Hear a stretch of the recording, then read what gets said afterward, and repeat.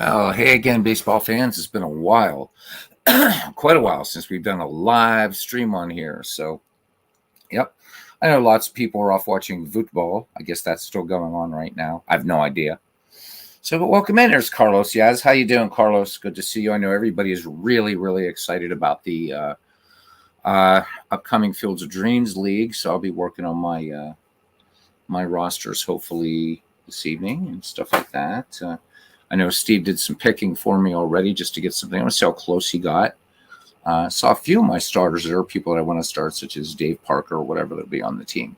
So, and that is what I'll be doing later. So today is my Saturday, your Sunday. I hope everybody's been doing well. The Discord's been blowing up, and there's been more broadcasting on there, which I think is awesome. I just want to stick kind of with YouTube and stuff.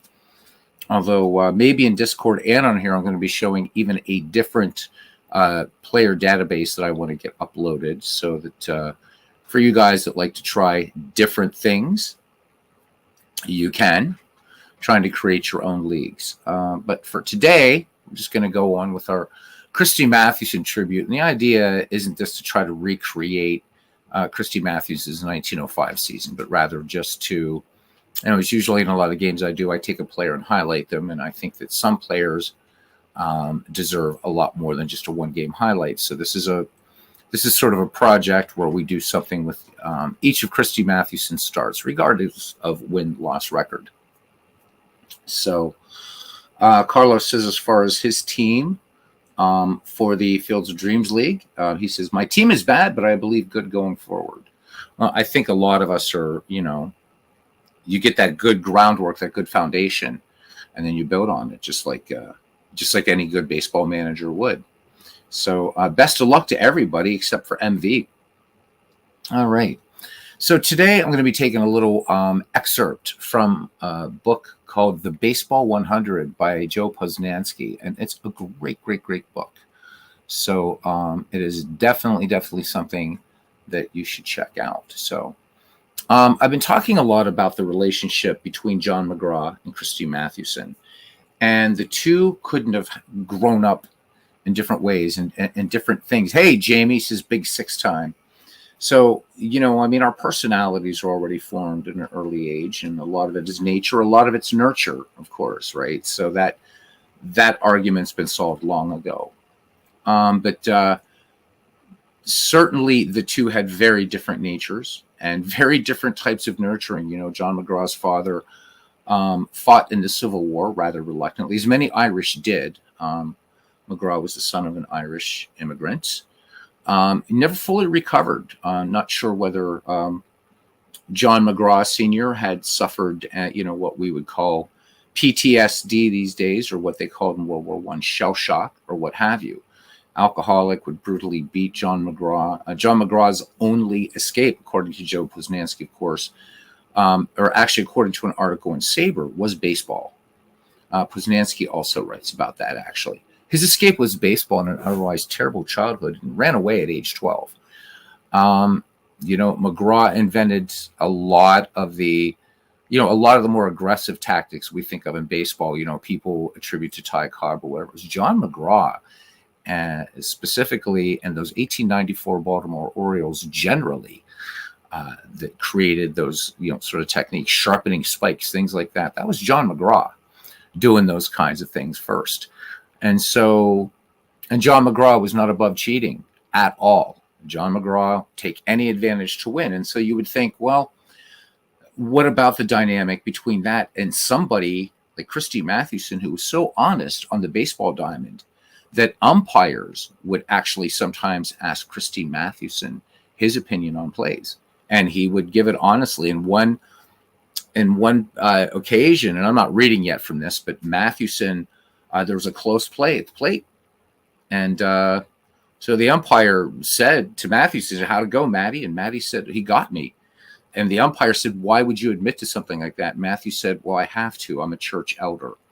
So you have that juxtaposition between Christy Mathewson and John McGraw. And you would think that these two just would not get along. You kind of think more like Tris Speaker and Bill Kerrigan, who really did not like each other, and those great Boston Red Sox teams of the 19 teens. But actually, with McGraw and Mathewson, their relationship was one like of great friends and also a father-son relationship. And so what I want to do is kind of touch on that. I just want to read a little bit, an excerpt from the Baseball 100 by Joe Posnanski. And again, I cannot recommend this book highly enough. He is such a great writer. I would say I would rank him up there with the great baseball writers, Roger Angel, Peter Golenbach, just excellent. And it's something that you definitely want to pick up. All right. So Sakuni, hey, Big Clue, good to see you. Sakuni says, Beatles' amount of baseball history knows remarkable.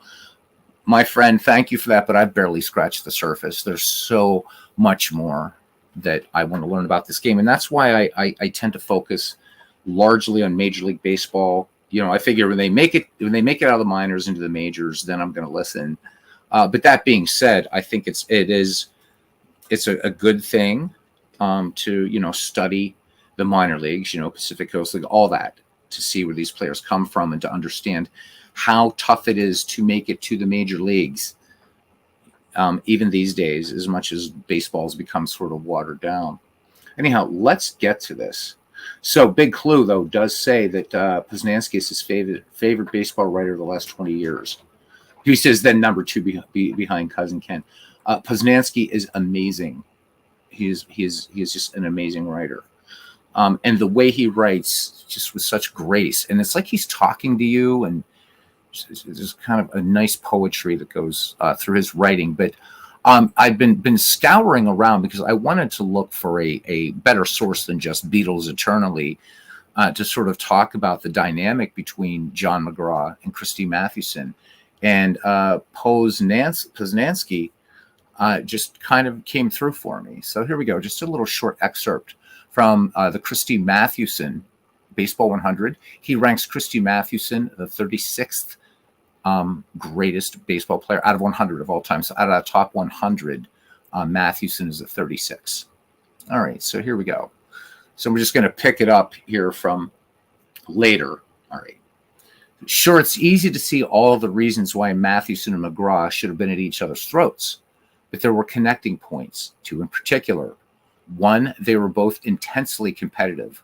With McGraw, this was readily apparent, but Mathewson, as much of a gentleman as he was, could be every bit as ferocious when it came to winning and losing. When Mathewson was at Bucknell, for instance, his baseball team struggled. He barely managed a winning record. It's fair to say that he did not lose gracefully. No pitcher, Mathewson griped, can win games when his men don't field well behind him or when they refuse to bat in any runs. In 1902, after his first good season with the Giants, Mathewson went 14-17 despite leading the league in shutouts. That was the year the Giants hired McGraw, but before that, after losing 4-3 to Boston in July that year, and that would be the Boston Braves, Mathewson went off in much the same way he went in college. I can't win with them behind me, he told reporters. Even McGraw was not beyond Mathewson's fury over losing. In 1914, Matty wrote a story for something called Everybody's Magazine. The story was titled Why We Lost 3 World Championships, and it was about the Giants' failure in 3 World Series. In it, he tore apart his teammates, quote, with very few exceptions, the men are not of championship caliber, end of quote. Ripped everybody for caring only about what the press said about them. Again, quote from Mathewson. The Giants are the greatest newspaper ball club I know. Most of the men read everything that is printed about them, end of quote. And yes, he ripped his dear friend McGraw for building a team of puppets, in his words, that would do anything and everything he said, and as such, fold in the biggest moments. So Mathewson continues, now the Giants have won the last 3 National League championships, do not stand on their own feet. They are McGraw. His dominant personality is everything. Unlike McGraw, Philadelphia manager Connie Mack has not been forced to build a team of puppets worked from the bench by a strike. The Athletics could stand on their own feet. Mack has long encouraged them to do that. So yes, Mathewson could hold his own with McGraw within that sore loser department. The second connection, though, was bigger. They both loved thinking about baseball. It was more than thinking, though. They both loved talking about baseball, arguing about baseball, working up strategies about baseball. Mathewson, we've talked about this before, near the end of his life, invented a tabletop baseball game similar to Stratomatic. Anyhow, teaching baseball and perhaps most of all, writing about baseball. It's true, McGraw did not fashion himself as Shakespeare, but he was close friends with Bozeman Bulger, a popular sports writer of the day, and together they wrote hundreds of newspaper articles and an autobiography. Mathewson, meanwhile, well, he was a terrific writer, so good that his classic Pinching in a Pinch was recently republished, and it's a classic book, guys. You should really, really pick it up. The book was utterly beloved by the great American poet Marianne Moore, and it is a wonderful book. In it, Mathewson spins baseball tales, offers pitching advice, talks about jinxes, breaks down the pitcher-hitter battle, offers inside stories about great players like Hannes Wagner. He says Wagner couldn't hit a spitball, and tells a timeless story that we'll retell in a future moment for soon-to-be obvious reasons. So we'll just finish this up here. There's other things here about McGraw and Mathewson that we'll touch on later, but I wanted to kind of set the stage for it because, again, these two, and for that we have to get a little bit more into what John McGraw was like. And so we'll do that. And it's going to be two tales about broken windows. But we'll get into that later. So, yeah, absolutely. Of course not. But I think it's we stop to think about what we're doing here, whether it's cards and dice or digital or both. Here was a legend, right? I mean, we know that there are players and owners and stuff like that, broadcasters that love to roll up games. We know that. But Mathewson is one of the immortals of the game. And I think that it is so cool. Again, he was, trying to recover in upstate New York in Saranac Lake after his exposure to toxic gas in a World War I in a training exercise. And so to keep his mind active and everything like that, and to help in his convalescence, he devised a baseball game. And I think it was Jamie who some weeks earlier provided a link talking about Mathewson's game. And so sometimes when you think about what you're doing is a little geeky, which it is, and that's all right. Own it. It's fine. Just remember that there was one of the pantheon of baseball that actually was sitting down and creating a baseball game. And I think that's really cool. And I think that's something that we share, that love of doing that with Christy Mathewson, and our love of baseball with the great players like Mathewson, like McGraw, and if you guys remember, last year sometime I had read something to you from Tales from the Deadball era, and Johnny Evers, his very, very scientific study of how long, what it takes to throw a batter out trying to steal second. You don't hear that from baseball players, I think, these days. But yet you can comb through archives of the sporting news and things like that, and to hear baseball players and managers go into great detail about the game and why they love the game and strategies and things like that. You can find it certainly in books and things like that, but I don't sense that same depth of thought about the game. And again, I would almost, if this wasn't about Christy Mathewson, I would pull out and just read that paragraph to you about that Johnny Evers wrote, and it's brilliant. And Johnny Evers was considered a great baseball mind, but so many of these guys were. Which to me is another reason, don't discount the Deadball era. A lot of people, I'm going off here a little bit, but it's just time to talk before we get into this Pirates New York Giants game, is that, players from that era were kind of looked down. Somebody made a stupid post in a Facebook baseball group, for instance. Somebody was praising Bob Gibson. Bob Gibson, one of the greatest of all time, gents. We know that. I don't think I'm preaching to the choir when we talk about Gibby. And some Egypt came on there and said, yeah, well, Gibson. Now remember, right? Gibby's pitching in the 1960s, 70s, right? Whatever. So this wasn't the dead ball era where guys were digging ditches and things like that, right? But yeah, Gibson was pitching to, he was pitching to ditch diggers and farmers and what have you. And I've heard that same thing leveled against dead ballers. Well, Walter Johnson wasn't pitching against anybody that really had any talent. Well, that's such a bullshit argument. Those guys that played Major League Baseball were the best.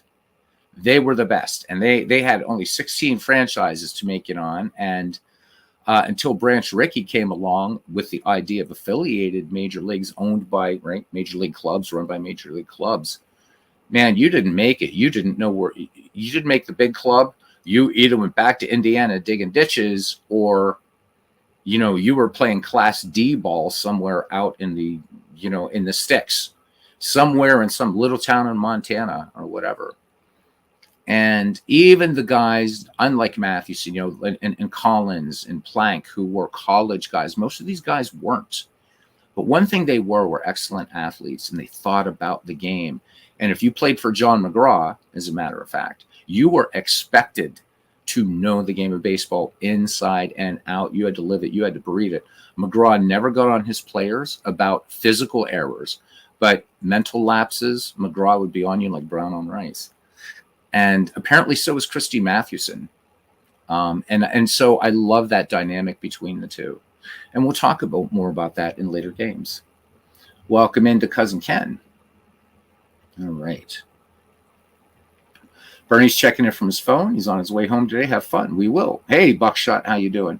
So hopefully we can get MV and we can get Big Clue. I'd like to do a live Q&A session on pretty much anything action PC baseball. The only reason I'm not including Steve Tate is he's on a few-day vacation. And so, maybe we can wait later in the week. We can also get Steve Tate into another one. But I know a lot of people, and the questions don't have to be just about the Field of Dreams League, but just another nice Q&A about how do I do this in Action PC? How do I do that? Because there's a lot. And I would also, hey, Will Tool, I also want to do something for this game as well, for Out of the Park Baseball, and get Mike Silva in on that. There's so much to do in these games. All right, that being said, as I said way at the top of the broadcast, this is not an attempt to recreate or see how well Christy Mathewson did in 1905, but it's a way to just highlight one of the greatest of all time. At the same time, having a baseball game going on, and we can still do our chat. So hopefully, I see Big Clue is here. Hopefully, if MV stops in, we'll see what works. And if it works today, we can do it today. We'll see.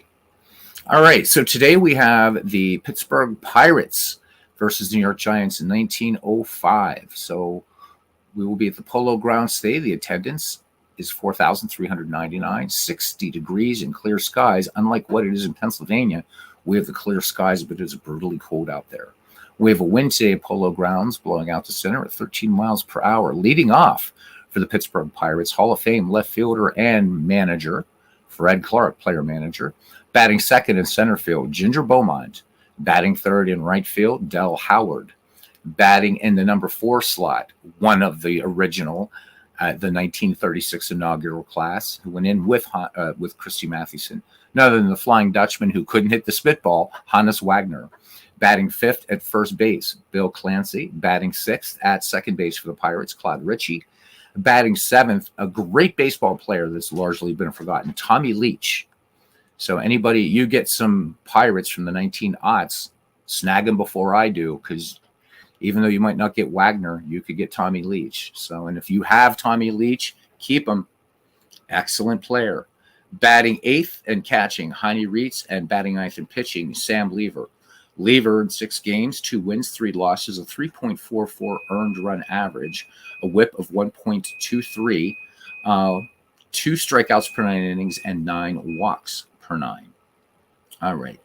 For the New York Giants, leading off in center field, or somebody who I think could have been Hall of Fame if he could have just kept his mind on the game and not deciding whether to be a baseball player or an actor. Turkey Mike Donlin. Batting second at right field, George Brown. Batting third at first base, Dan McGann. Batting fourth and left field, Sam Mertes. Batting fifth at shortstop, Bad Bill Dolan. Batting sixth at the hot corner, Art Devlin. Batting seventh at second base, Billy Gilbert. Batting eighth and catching, Frank Bowerman, getting the call today. And Christy Mathewson batting ninth and pitching. Mathewson off to a slow start in the season. He is 1-4 with a 3.20 or 3.02 earned run average, a whip of 1.44. He has struck out 6.3 batters per 9 innings and walked 1.9.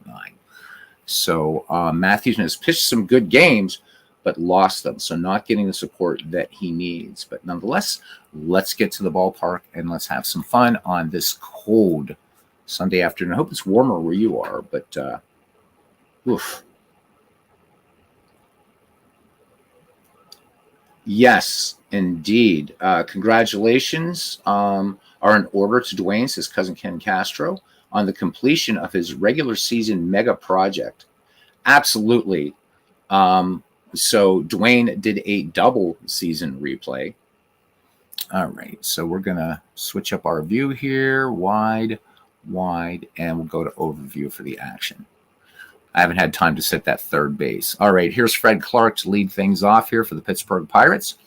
The player manager and Hall of Famer hitting .309 with 5 runs batted in. Let's take a little fly around. Polo Grounds and Mathewson, get ready to go. And welcome in, guys. Thanks for coming in and hanging out for a little bit. Small crowd today, but it's all good. Mathewson deals. Clark swings in the first pitch. Dribbler to short. Dolan has to come in on this one, and by the time he gets the ball, Fred Clark beats it out for an infield hit. Dolan holding on to the ball wisely. All right. Interesting to note for these New York Giants, there's one Hall of Famer in the lineup, and that's Christy Mathewson. The Buccos have 2, Fred Clark and Hannes Wagner. Ginger Beaumont now hitting .336 with 12 runs batted, including a home run. Fred Clark with good speed on at first. Mathewson with the check of the runner, the wind, and the pitch. And there goes Fred Clark. Bowerman up, guns down to second, but he is not going to get the speedy Clark. Third stolen base for Fred Clark on the season. So the Buccos with a runner in scoring position here. Nobody out, top of the first. Ginger Beaumont back in, and the 0-1. And Beaumont slaps this one past Dolan into short into the left field, base hit. And they're going to hold Fred Clark at third. Wise choice. So Sam Mertes coming in on that ball would have had a good chance to gun down Clark at the plate. All right, here is right fielder Del Howard. Del Howard hitting a paltry .205. He's batted just 2 in. Matty working with runners at the corners, nobody down. So Mathewson in a little bit of trouble here at the top of the first. The 1-1 pitch. And Howard bounces this one to short. And Donlin holds on to the ball. And the Buccos pick up a run. Howard with the RBI single. Pittsburgh with the first run of the ball game. Here's Hannes Wagner. Wagner hitting .301, 11 runs batted in, including a home run. Beaumont at second, Howard at first. Mathewson peers in, has the sign for Bowerman. The count full on Wagner. Wagner swing and a miss. So Mathewson picking up the strikeout. Mathewson going with the fastball. And remember, Mathewson would say his best pitch was the pitch that the hitters weren't hitting that day. So we'll see what Mathewson goes on today. All right, first baseman Bill Clancy hitting .276, 11 runs batted in, including a round tripper. Here's the pitch. And the runners are going the double steal. They gun down to third. Bowerman gets the lead runner. So he is 9 for 16 and gunning down would-be base stealers. So Howard moves to second. 2 down now. And Mathewson looking to get out of this with just 1 run surrendered. Bill Clancy back in the 2-0 pitch. Clancy swings this one, sinking liner to center field, but waiting for it and handling it easily is Turkey Mike Donlin. But the Buccos pick up a run, and we go to the bottom of the first inning. It's the Pirates 1, and the New York Giants coming to bat. Sam Lever's record on the year, as we said, he is 2-3. He has walked 8, struck out 11. Turkey Mike Donlin leading it off here. Hot start for the New York Giants. He's hitting .409 with 16 runs batted in. including 3 home runs. All right. Ken says he's listening while playing a bats game. Dizzy Dean versus Vic Willis, Cardinals and the Braves. Vic Willis in the Hall of Fame as a Brave. Willis did spend some time with the Pittsburgh Pirates. All right, lefty Mike Donlin ready for the delivery from Sam Lever, and here comes the 1-0 pitch. And this one swung on, and a hopper to second base, and Wagner actually making the grab and the throw out. So make that a 6-3 put out. And that was close. Wagner just does get Donlin. All right, George Brown now. And we'll have to talk about George Brown in a future Christy Mathewson episode. And George Brown and his relationships with Mathewson and the screwball. Mathewson's fabled fadeaway pitch. All right, but Brown hitting .231 with 3 runs batted in. Sam Lever ready to go. Here's the 2-2 pitch to Brown. Brown, little soft grounder out to third base. And Tommy Leach will glove that one in one easy motion. Fires on to Bill Clancy for out number 2. Dan McGann now hitting .390. So the top of the Giants lineup, pretty tough here. 17 runs batted in, including 2 home runs. The 1-0 pitch now to McGann. McGann swings on this one. Fly ball into medium deep center field. And Ginger Beaumont on the run makes the catch. 3 Giants up, 3 Giants down. We head to the top of the second here in the Polo Grounds in New York City. And it's the Pirates 1 and the Giants nothing. Claude Ritchie will lead things off here, followed by Tommy Leach and Heine Reese. Ritchie hitting .272 with 7 runs batted in. Matty with 1 strikeout, down 1-0 here. The 1-0 pitch to Claude Ritchie. And Claude Ritchie swings. This one grounder to short, and Bill Dolan will take that one and retire Claude Ritchie. So 1 down here in the Pirates second, and it brings up Tommy Leach. Tommy Leach hitting .259. He's batted in 14 with a home run. Matty into his motion, the 2-2 pitch. Tommy Leach swings. This one could be a little dunker into right. Nope, it's going to stay up. And George Brown will pull it down for out number 2. So I said Heine Reese is Heine Peets. My apologies. Heine Peets now hitting just .153. Sam Lever waits on deck. 2 down here. Mathewson winds and deals to Peets, the 1-1 pitch. And Peets rolls this one to first and running to the bag and winning the race. Peets is out as McGann wins the race to first. No runs, no hits, no errors. We go to the bottom of the second inning. The Pirates leading the Giants 1-0. Sam Murdy's will lead it off here. The number 4, 5, 6 hitters, Murdy's, Dolan, and Devlin. Sam Lever has yet to strike out a batter. Sam Murdy's numbers look like this. He's hitting .248 on the year with 19 runs batted in here in 1905. The 1-1 pitch. Murdy shows bunt, and he misses. The count full now on Murdy's. And he swings and sends this one out to center field. The wind's going to keep this one up in the air, down into the waiting leather of Ginger Beaumont. So 1 up, 1 down now for Bad Bill Dolan. Bad Bill hitting .374. I think he's everybody's favorite shortstop here in the chat from the dead ball era, even though there were greater ones. Bill was pretty damn good. 20 runs batted in, 2 home runs. Sam Lever ready to deal. Here's the pitch. Dolan shows bunt on the first pitch. This one bunted back to the mound. And Sam Lever has it and fires onto first to retire Dolan. So that's the second out of the inning. The Giants having trouble here in the early goings against Sam Lever. And that brings up Art Devlin, who's hitting .235. He's batted in 8. Sam Lever has the sign from Heine Peets. Here's the 2-2 pitch to Devlin. And Devlin swings. This one just a little dribbler back to the mound. Sam Lever gloving it. The high throw onto first. Clancy pulling it down. Devlin retired. So the Giants once again go down. We go to the top of the third inning. Pirates 1. New York Giants nothing. So hopefully guys are having fun today. Whatever you're doing, Ken rolling up a game while he's listening. All right, Christy Mathewson will face Sam Lever, and then we swing around the top of the order, Fred Clark and Ginger Beaumont for these 1905 Buccos. Mathewson into his wind, and here's the pitch to his mound opponent. And Lever sends this to short. Diving stop there by Bill Dolan. He gets to it, back to his feet, but a bad throw, and they're going to score that one in E6. Sam Lever aboard thanks to that gift from the Giant shortstop. And back to the top of the order for Fred Clark now. Clark 1 for 1 in the game. Pirates with 3 hits off of Mathewson thus far. Here's the pitch. Runner goes. Clark lays down the bunt, and sacrifice completed.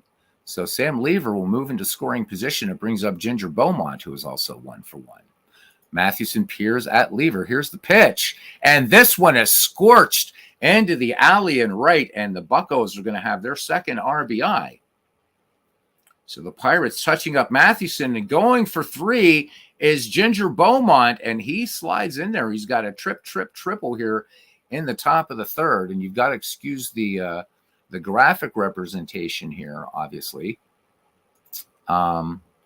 As Mike Silva explained why we do see those things. So Ginger Beaumont, anyhow, with a triple, and the Bucks leading 2-0. Here's Del Howard now. Howard has an RBI in this game. Matty from the stretch, 1 down in the 0-1 pitch. And Del Howard is going to single, and just as many times as bats. So 2 for 2 today. RBI single for Del Howard, and the Pirates adding some insurance here. It's now 3-0. Hannes Wagner, 0 for 1. Del Howard leads off first. The Flying Dutchman, 0 for 1. Here's the 1-0. And there goes Howard. And the throw down, the slide, the tag, and that is the third stolen base for Del Howard, who has some pretty good speed out there at second base. So the Buccos bringing some timely hitting against Matty and some good base running. All right, Wagner back in the box. The count full. And this one just missing outside. So Matty missing with the fastball. 2 on now for the Bucks, 1 down. And here's Bill Clancy, 0 for 1. Mathewson deals to Clancy. The runners are off to the races. Quick throw down to third. And Frank Bowerman gets the runner out. So Bowerman is now 10 for 18 and gunning down runners. Wagner will be at second. So Bowerman twice now has cut down the lead runner on a double steal. Bill Clancy back in the box. Here's the 1-2 pitch to Clancy. And that one grooved in there for strike 3. So Matty gets out of it, but not before the Pittsburgh Pirates pick up 2 more runs. 3-0 Bucks as we go to the bottom of the third inning. It'll be the late hitting Bill Gilbert, Frank Bowerman, and then Christy Mathewson. Gilbert hitting 173 with 5 runs batted in. Big Clue says, I'm so happy to be lucky enough to get Matty for the Dreams League. Looking forward to many 1-0 wins. So, of course, the story about Mathewson, and we can't show that in this one, but we did see that play out in a game. That Mathewson, when he would have a big league, would let up and groove some balls in there. And we saw that in really interesting in Matty's loss to the Philadelphia Phillies earlier in this tribute a few weeks ago. So, but yeah, you've got one of the great ones, certainly. I mean, consistently ranked in all kinds of pools, whether it's, Poznanski at number 36 or Bill James or what have you. One of the greatest of all time. So, all right. And a tough guy, a tough dude, too. I think it's too easy to dismiss Mathewson as a kind of church-going goody-goody, and that was not what. There were so many sides to the great Christy Mathewson. I've decided after this Mathewson project is over, rather than go straight to Walter Johnson, the next pitcher who has a great, interesting, wonderful story, one of the all-time greats that we're going to feature next after the Mathewson thing is over, is going to be none other than Grover Cleveland Alexander.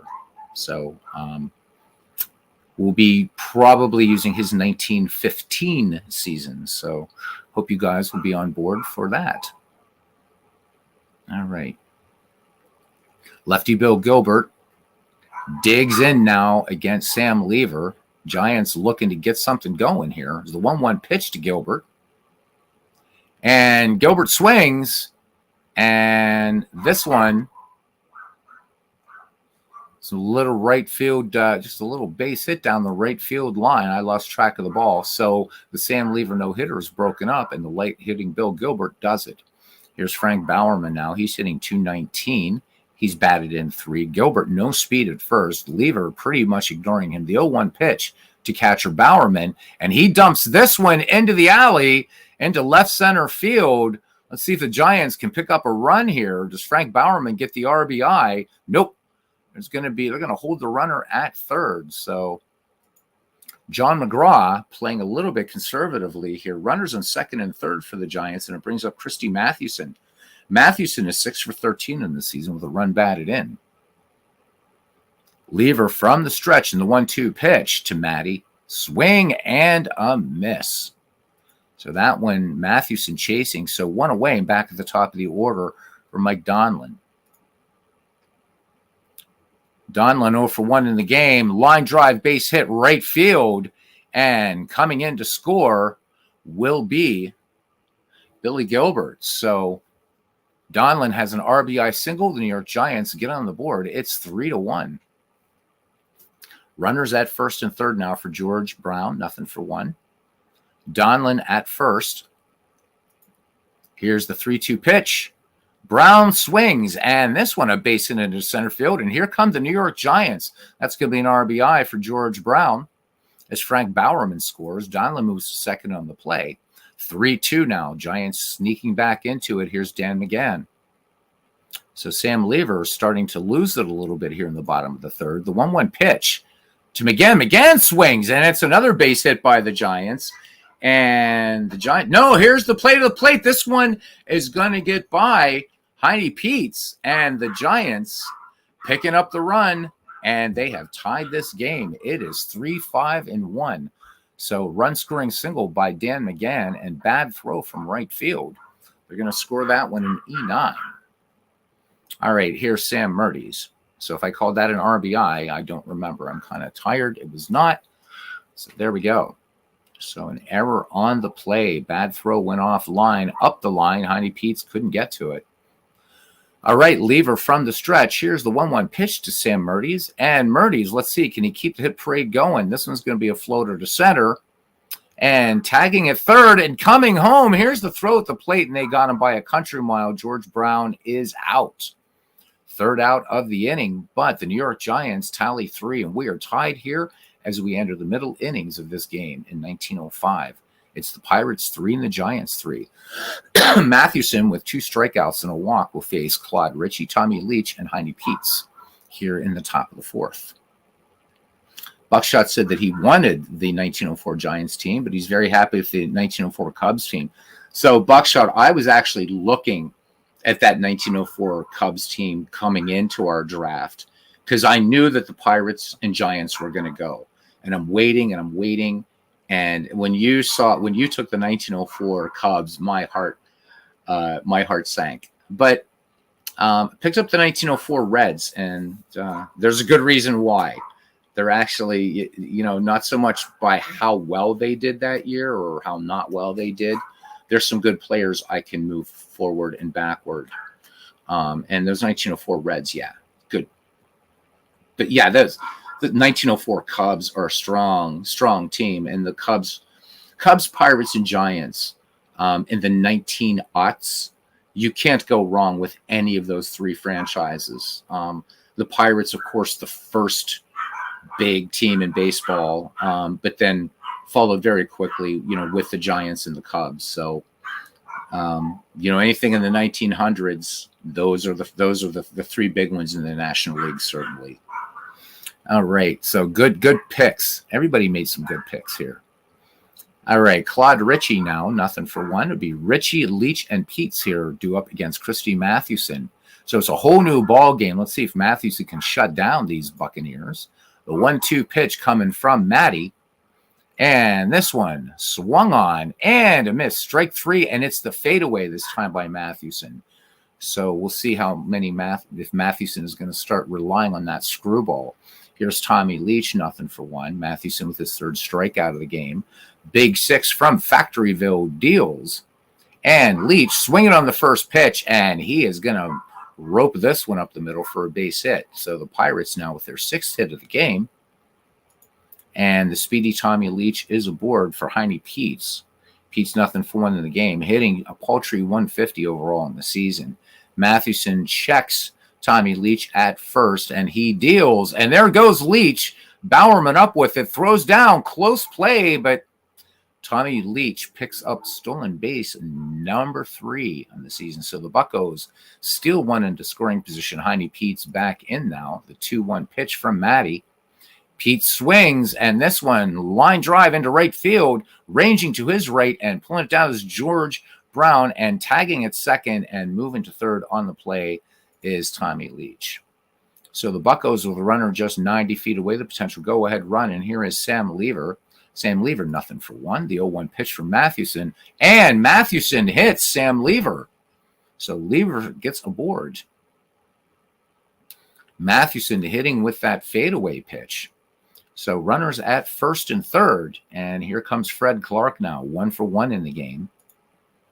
The pitch, and Fred Clark, hard grounder to first base in plenty of time. Dan McGann could have crawled to first and made that play.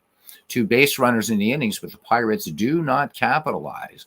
We head to the home half of the 4th inning here at the Polo Grounds in 1905. It's the Pirates 3 and the Giants 3. Due up is Bad Bill Dolan, Art Devlin, and Billy Gilbert. Sam Lever has fanned 1 batter, has yet to walk anybody. The 1-2 pitch now from Lever. And this one swung on, sinking liner into center field, but the wind helping it stay up, and Ginger Beaumont will bring it down. Beaumont can cover a lot of acreage out there in the center pasture. Art Devlin now, nothing for 1. Sam Lever rocks and fires. Here's the 3-1 pitch to Devlin. And this one just missing the corner on the outside. Ball 4. Sam Lever walks the batter now. So that will bring up Billy Gilbert. So Billy Gilbert started the ruination, if you will, by breaking up the Lever no-hitter back in the 3rd. And that's when the Giants had plated 3 in that inning. So see if Billy Gilbert can come through again for John McGraw and these Gothams. Devlin leads off first. Lever with a check of the runner has the sign from Peets. Here's the delivery. The runner goes, and a nice little bunt down the first base line. And Billy Gilbert gets the sacrifice done. So 2 down, Art Devlin moves into scoring position for Frank Bowerman. He has a hit in as many tries. Lever deals to Bowerman. Here's the 1-0 pitch. Bowerman swings, and this one, fly ball center field, should be no trouble for Ginger Beaumont as he makes the trotting catch. So the New York Giants get a run, leave a runner in scoring position, or get a hit, or a walk, leave a runner in scoring position. We head to the top of the 5th, and we are still knotted at 3. It'll be Ginger Beaumont, Del Howard, and Hannes Wagner due up for the Pittsburgh Pirates. Christy Mathewson not looking as sharp as John McGraw would like him to be today. Fred Clark is happy about that fact. Connie Mack said about Christy Mathewson, he was a great pitcher to watch as long as he wasn't pitching against you.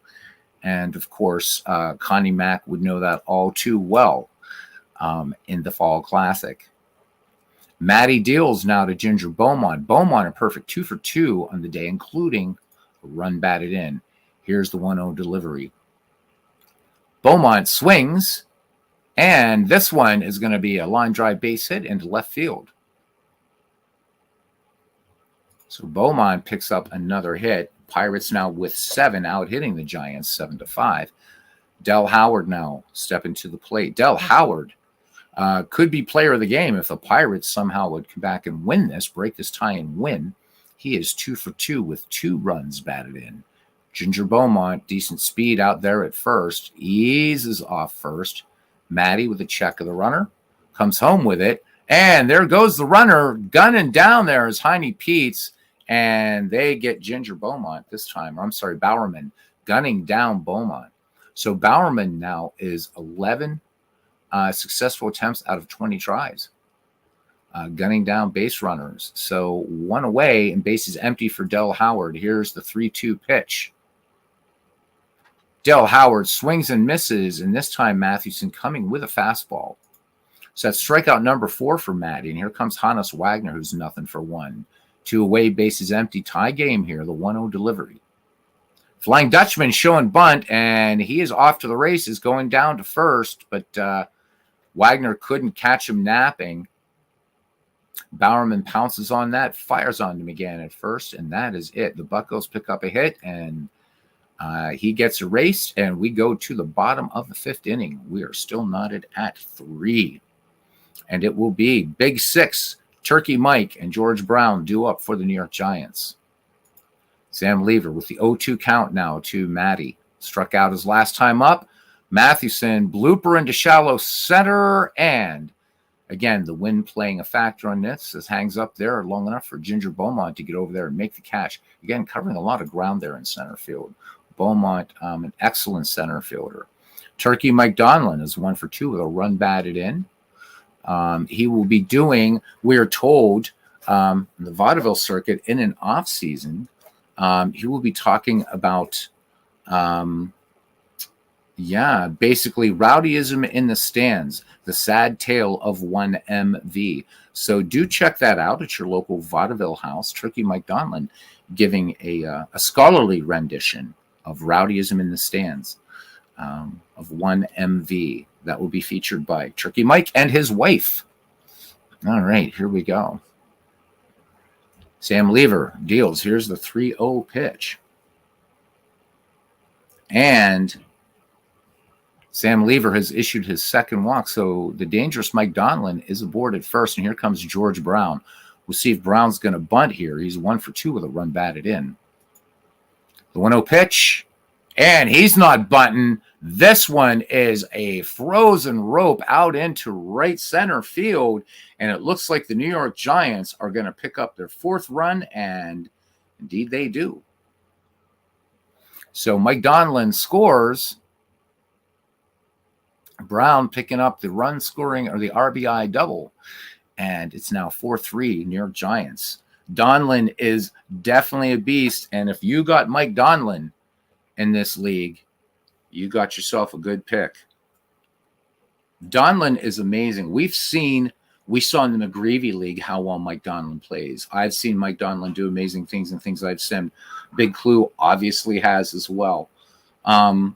I think had Donlin not been so divided on what he wanted to be, I think Donlin could have been a serious contender for the Baseball Hall of Fame. All right.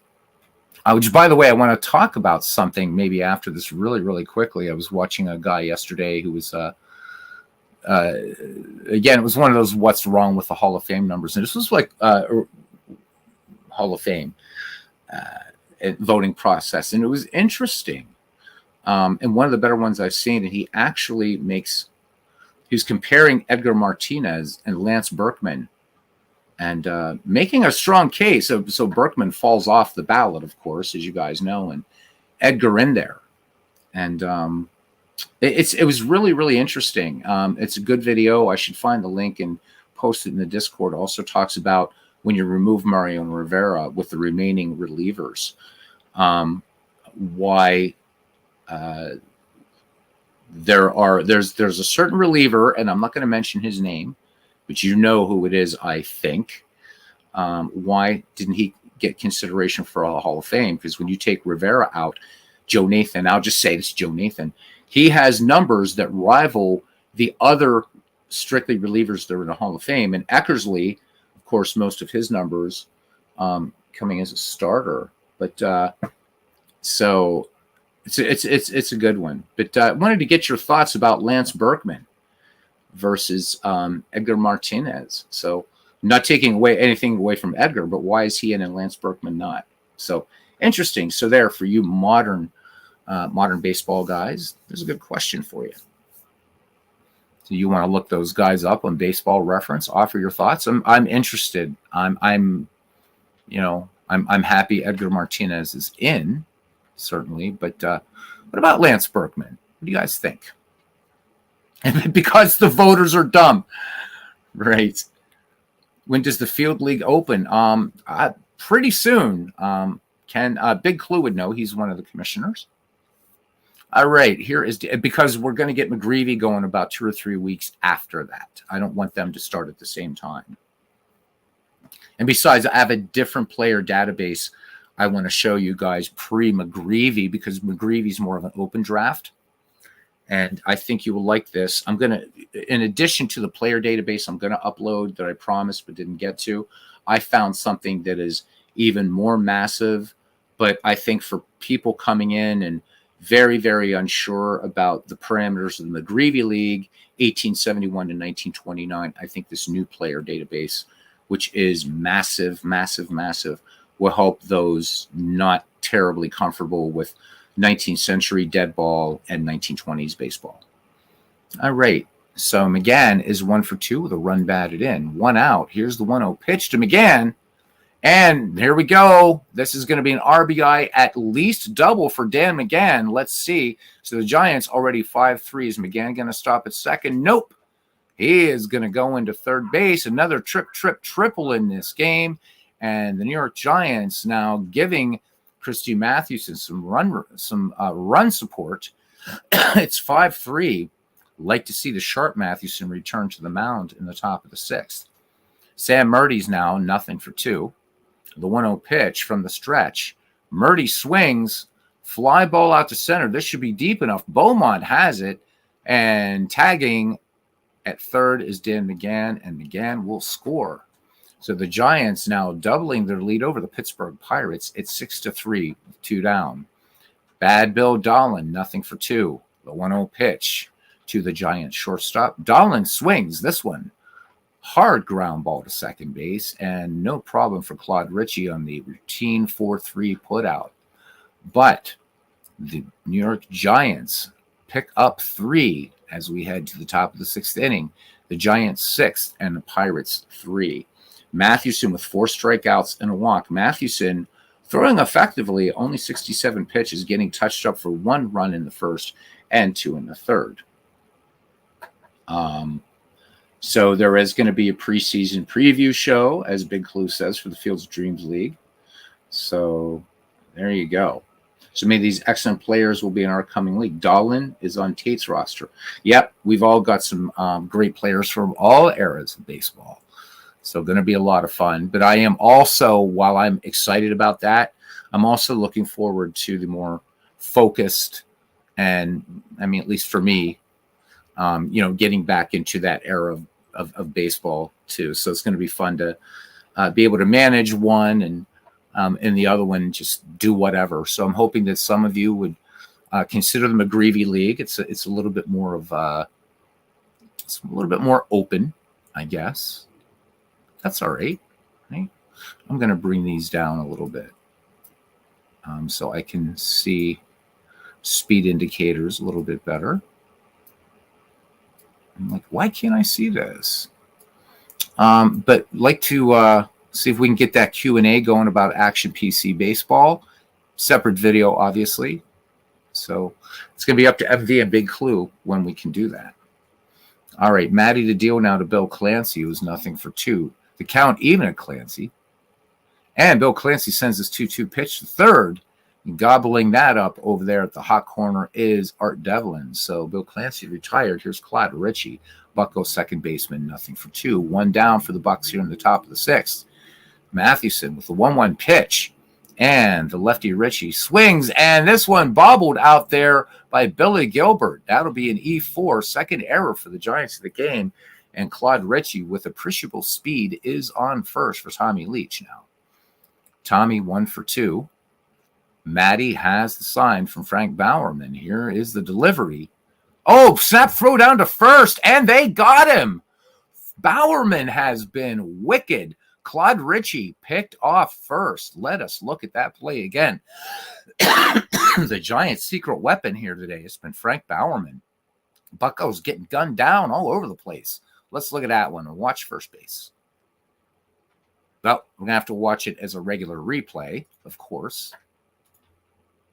So very, very close play at first. Leaning a bit too far, snap throw, and they got him. So good job there by Frank Bowerman. Flashing the leather today. Should get some sort of defense award. Thou shalt not steal, says Frank Bowerman. The 1-2 pitch from Mathewson. And, oh, wicked fastball in there by Mathewson, called strike 3. No runs, no hits, 1 error, and nobody left on for the Pirates. We go to the bottom of the 6th inning here at the Polo Grounds, and it's the Giants 6 and the Pirates 3. Sam Lever's day is done. Coming on in relief now for the Pittsburgh Pirates is Charlie Case. On the season, no wins, 1 loss. He's worked 5 innings, 6 hits, 3 earned runs, 2 walks, a strikeout, and a 5.40 earned run average. Pretty good movement from Charlie Case as he finishes his warm-up pitches.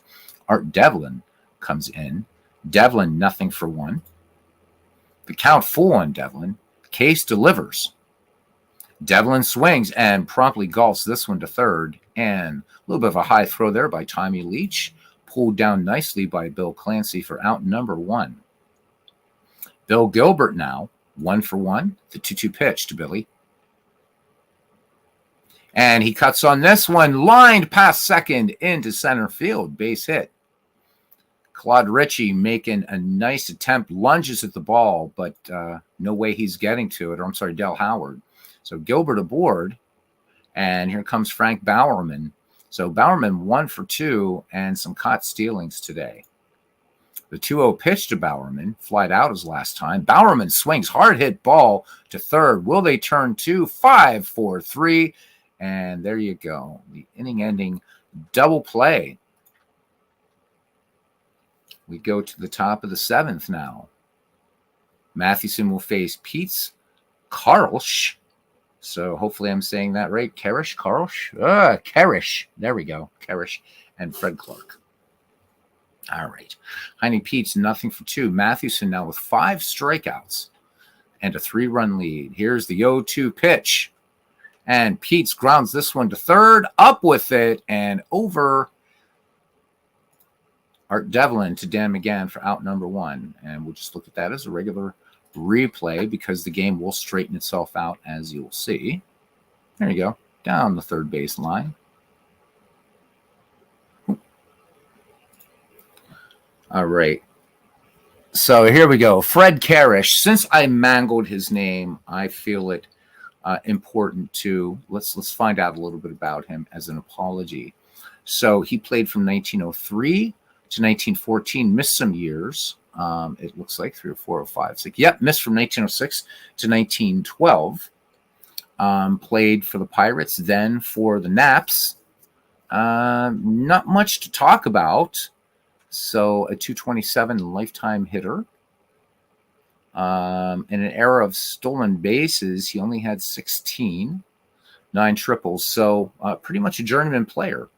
So there we go. So Fred Karish getting his day in the sun here in 2024.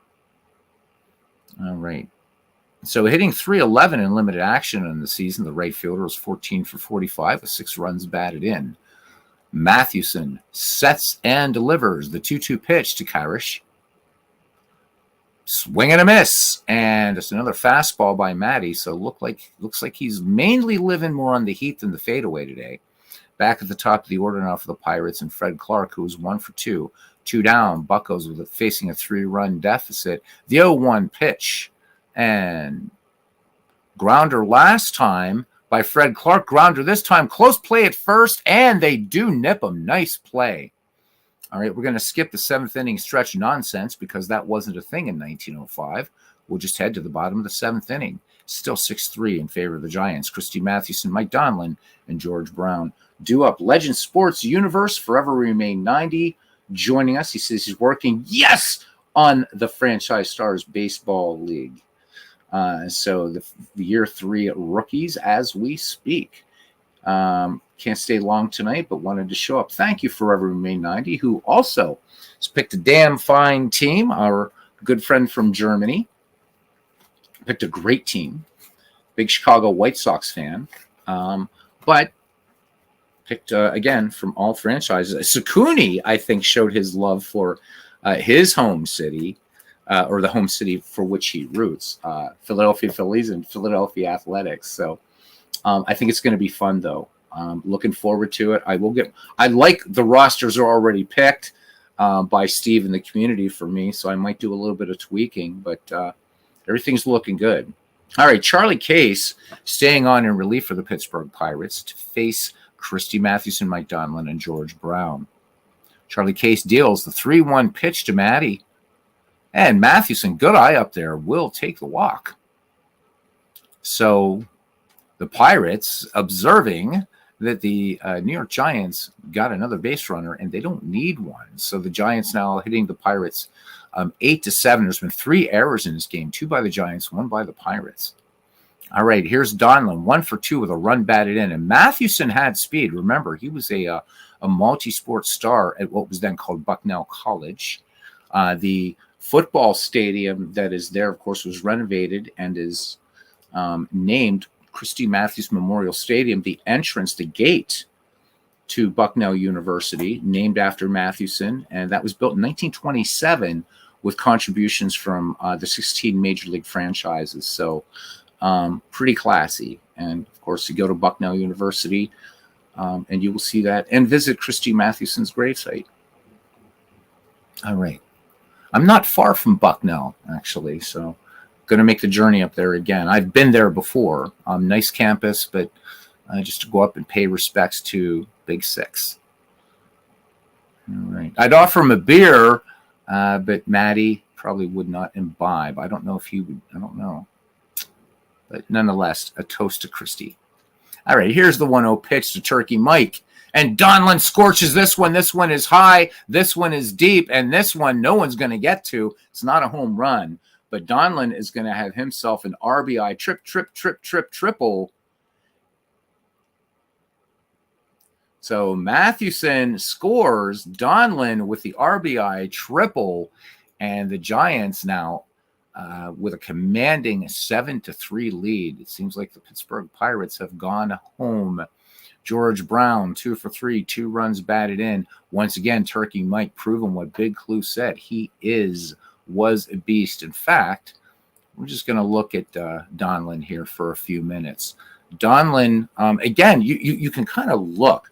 Donlin being a holdout, Donlin wanting to be an actor, and had he hung in there, what Donlin might have been, I think, one of the greatest. 213 lifetime steals. Not bad at all. Not bad at all. 51 home runs in an era where home runs weren't such a big thing. 543 runs batted in. Had some pretty fine seasons here, too. Just quickly honing in on a couple here. So hit 334 for that great New York Giants club of 1908. And this season, 1905, he hit 356.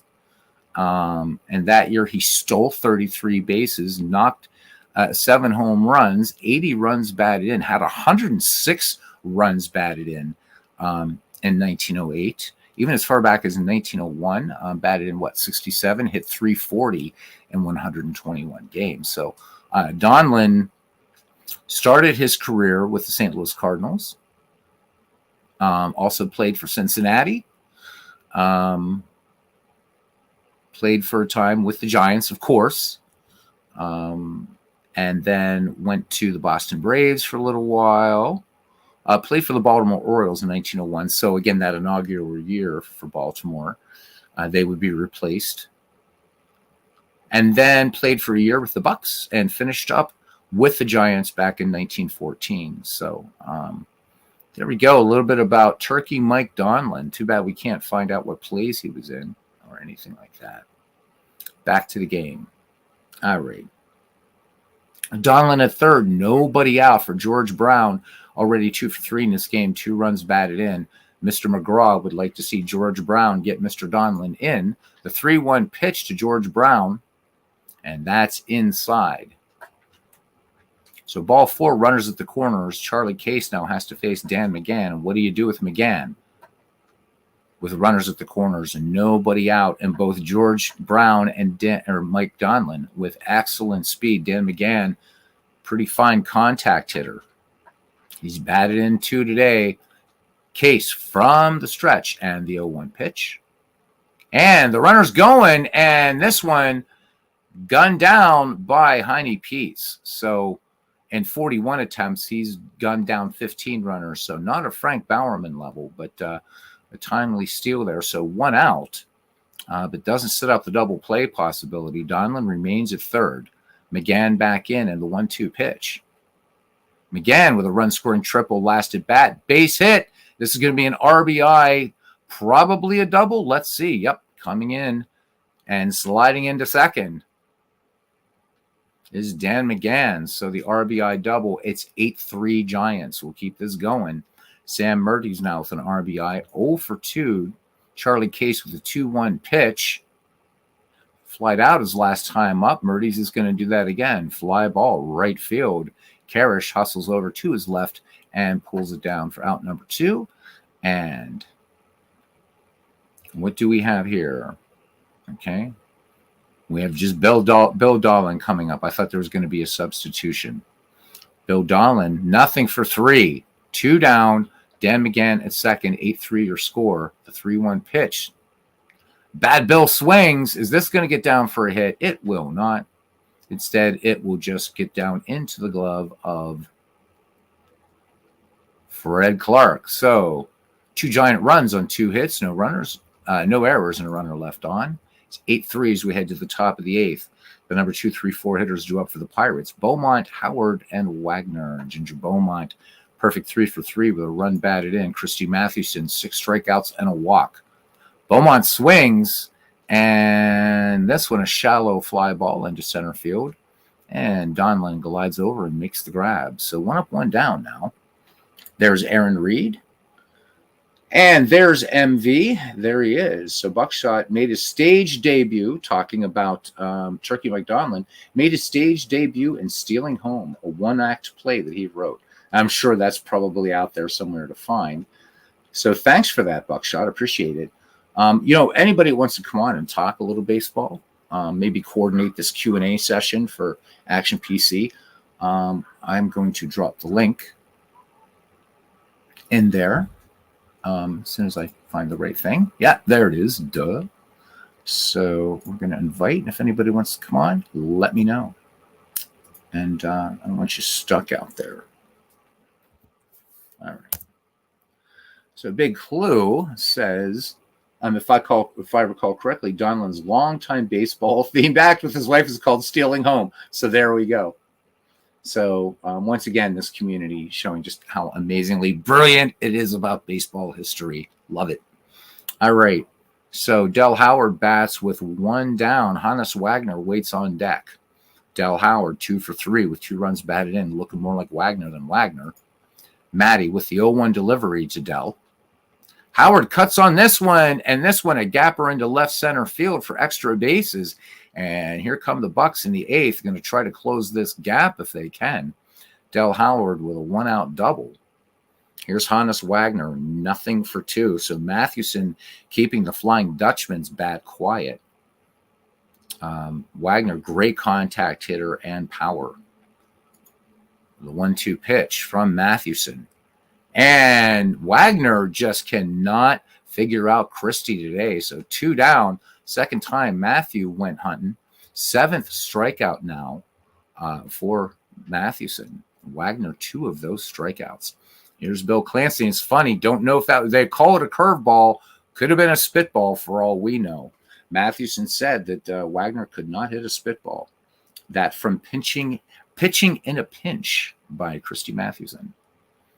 All right, so 7 strikeouts for Big Six. This is a much better representation of Matty. But let's not see Matty let up on the Pirates now with a 5-run lead. Bill Clancy, nothing for 3. Matty deals. Clancy swings, and this one a sinking liner. This is going to get down for a base hit.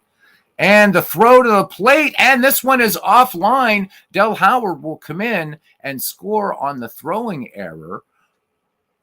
From the throwing error, left field. So I believe that one falls on Sam Murty's head. Let's have a look at that one again. But I do believe that's an error on Sam Murty's in left field. Yes, it is. Let's have a look at that again. Just a regular replay.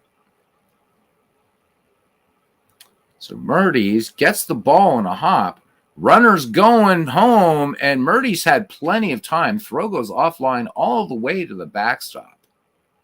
So Bill Clancy, with a run-scoring single, moves into second thanks to the Murdy's throwing error, and that's the third error in the Giants today.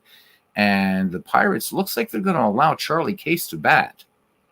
So this is his first plate appearance. 3-2 pitch. Case swings, and this one, a soft grounder to short, gobbled up by Bill Dolan, and that will retire the side. So the Pittsburgh Pirates do pick up a run. They strand a runner in scoring position and now cut the Giant lead in half. It's 8-4 as we head to the bottom of the eighth inning. And we will see Art Devlin, Billy Gilbert, and Frank Bowerman do up for the Giants. When we get to the Pirate ninth, it'll be Tommy Leach, Heine Peach, and Fred Karish. Devlin, nothing for two. And I don't think anybody's waiting in the green room. So, nope, there's not. All right. Charlie Case deals. Here's the 1-0 delivery. Devlin swings and dumps this one into left field for a base hit.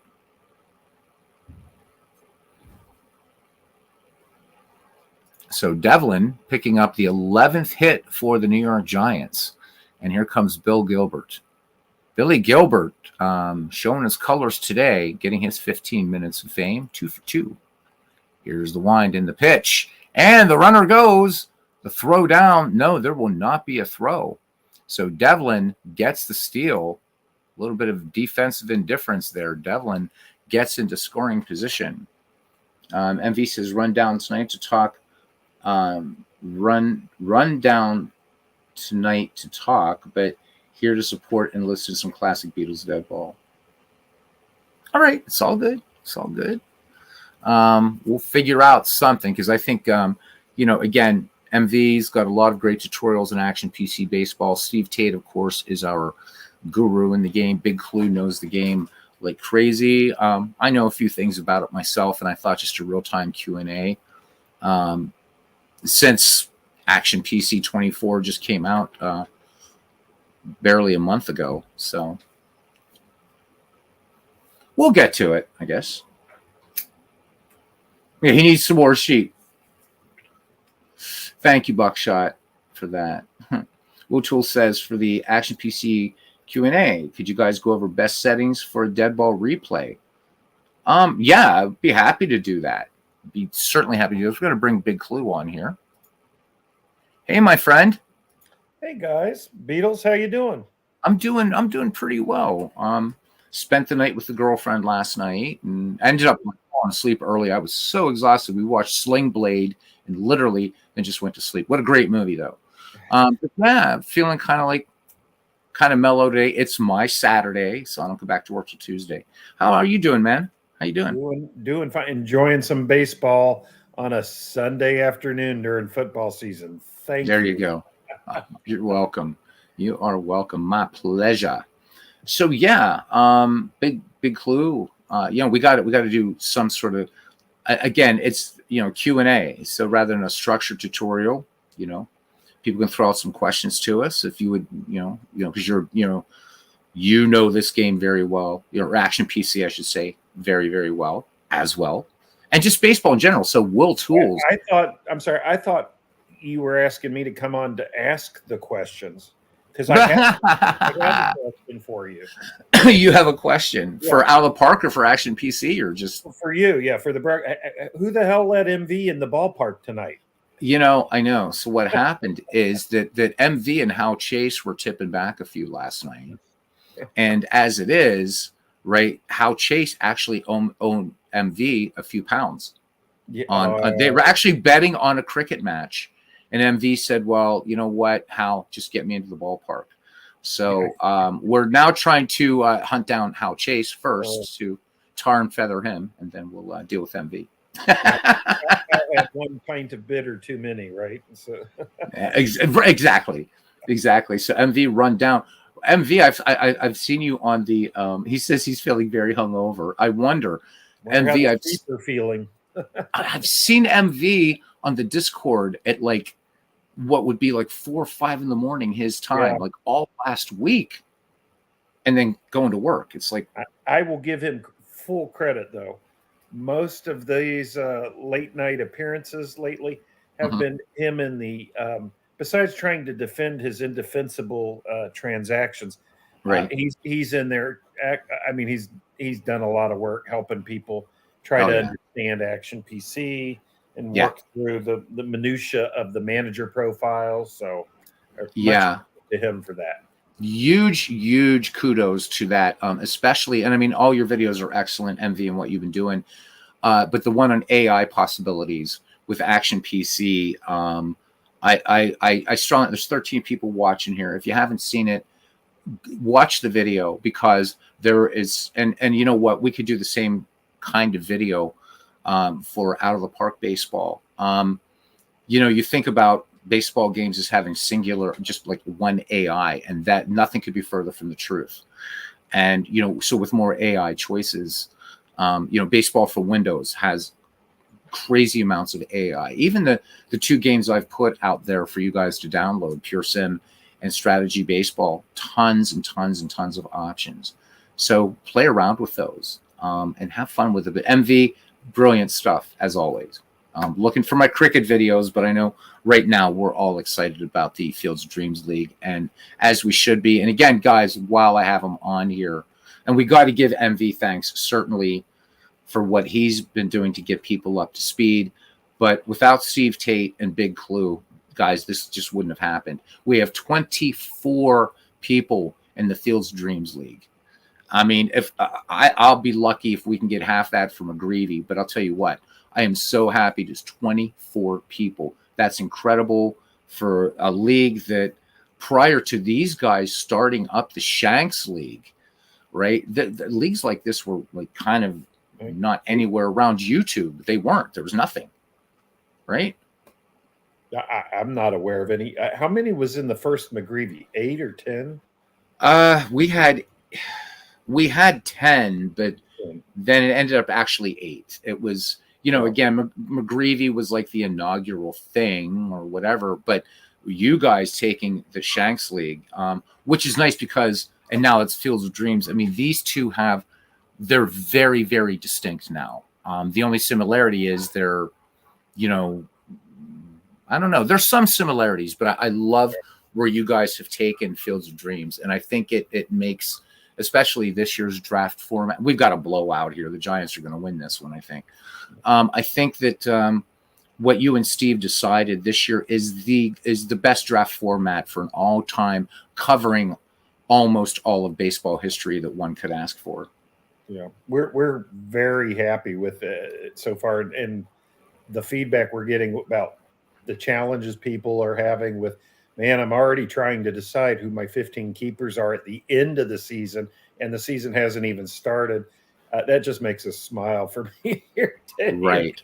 It's the same thing that we're already finding about our own teams. So, yeah. So that's confirmation. That means a lot that it seems to be doing what we designed it to do.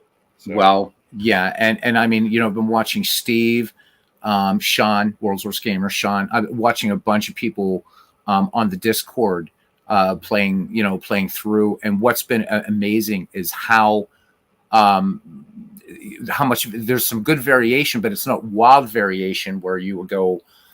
Like you'll see one team that's like finished in the cellar, and then the next year or the next playthrough, it like, you know, dominates like the 1961 Yankees. I loathe to mention them now, or I am loath to mention them, I should say.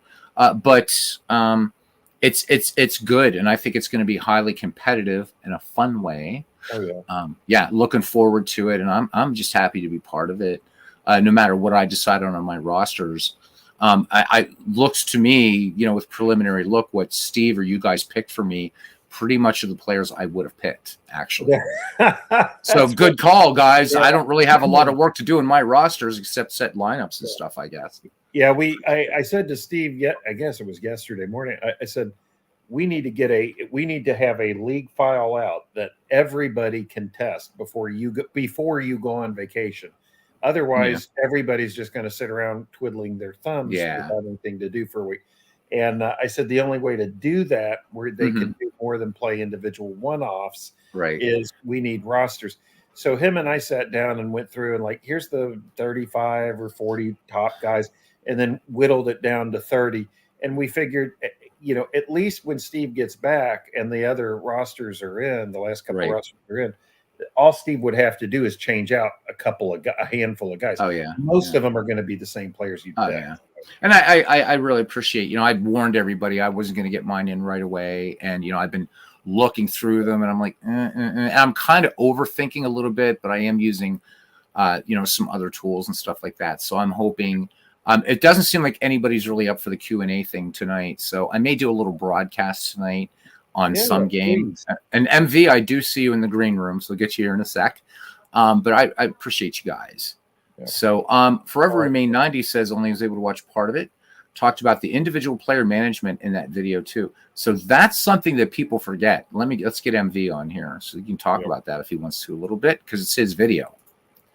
Hey, cheers, my friend. Hello, Slancha. Hello, can you hear me? Oh, you sound exhausted. Yeah, I've been burning the midnight oil too much in the Discord, and it's coming up with me. But don't feel sorry for me. I'll be bouncing back to normal pretty soon, I'm sure. But I heard you there, and I thought, you know what? Let's go on. So yeah, would you mind, MV, just answering, since sure. Forever Remain 90 was asking if you wanted to just briefly. Here, touch a little bit on that, how you can we're working with a manager at the player level.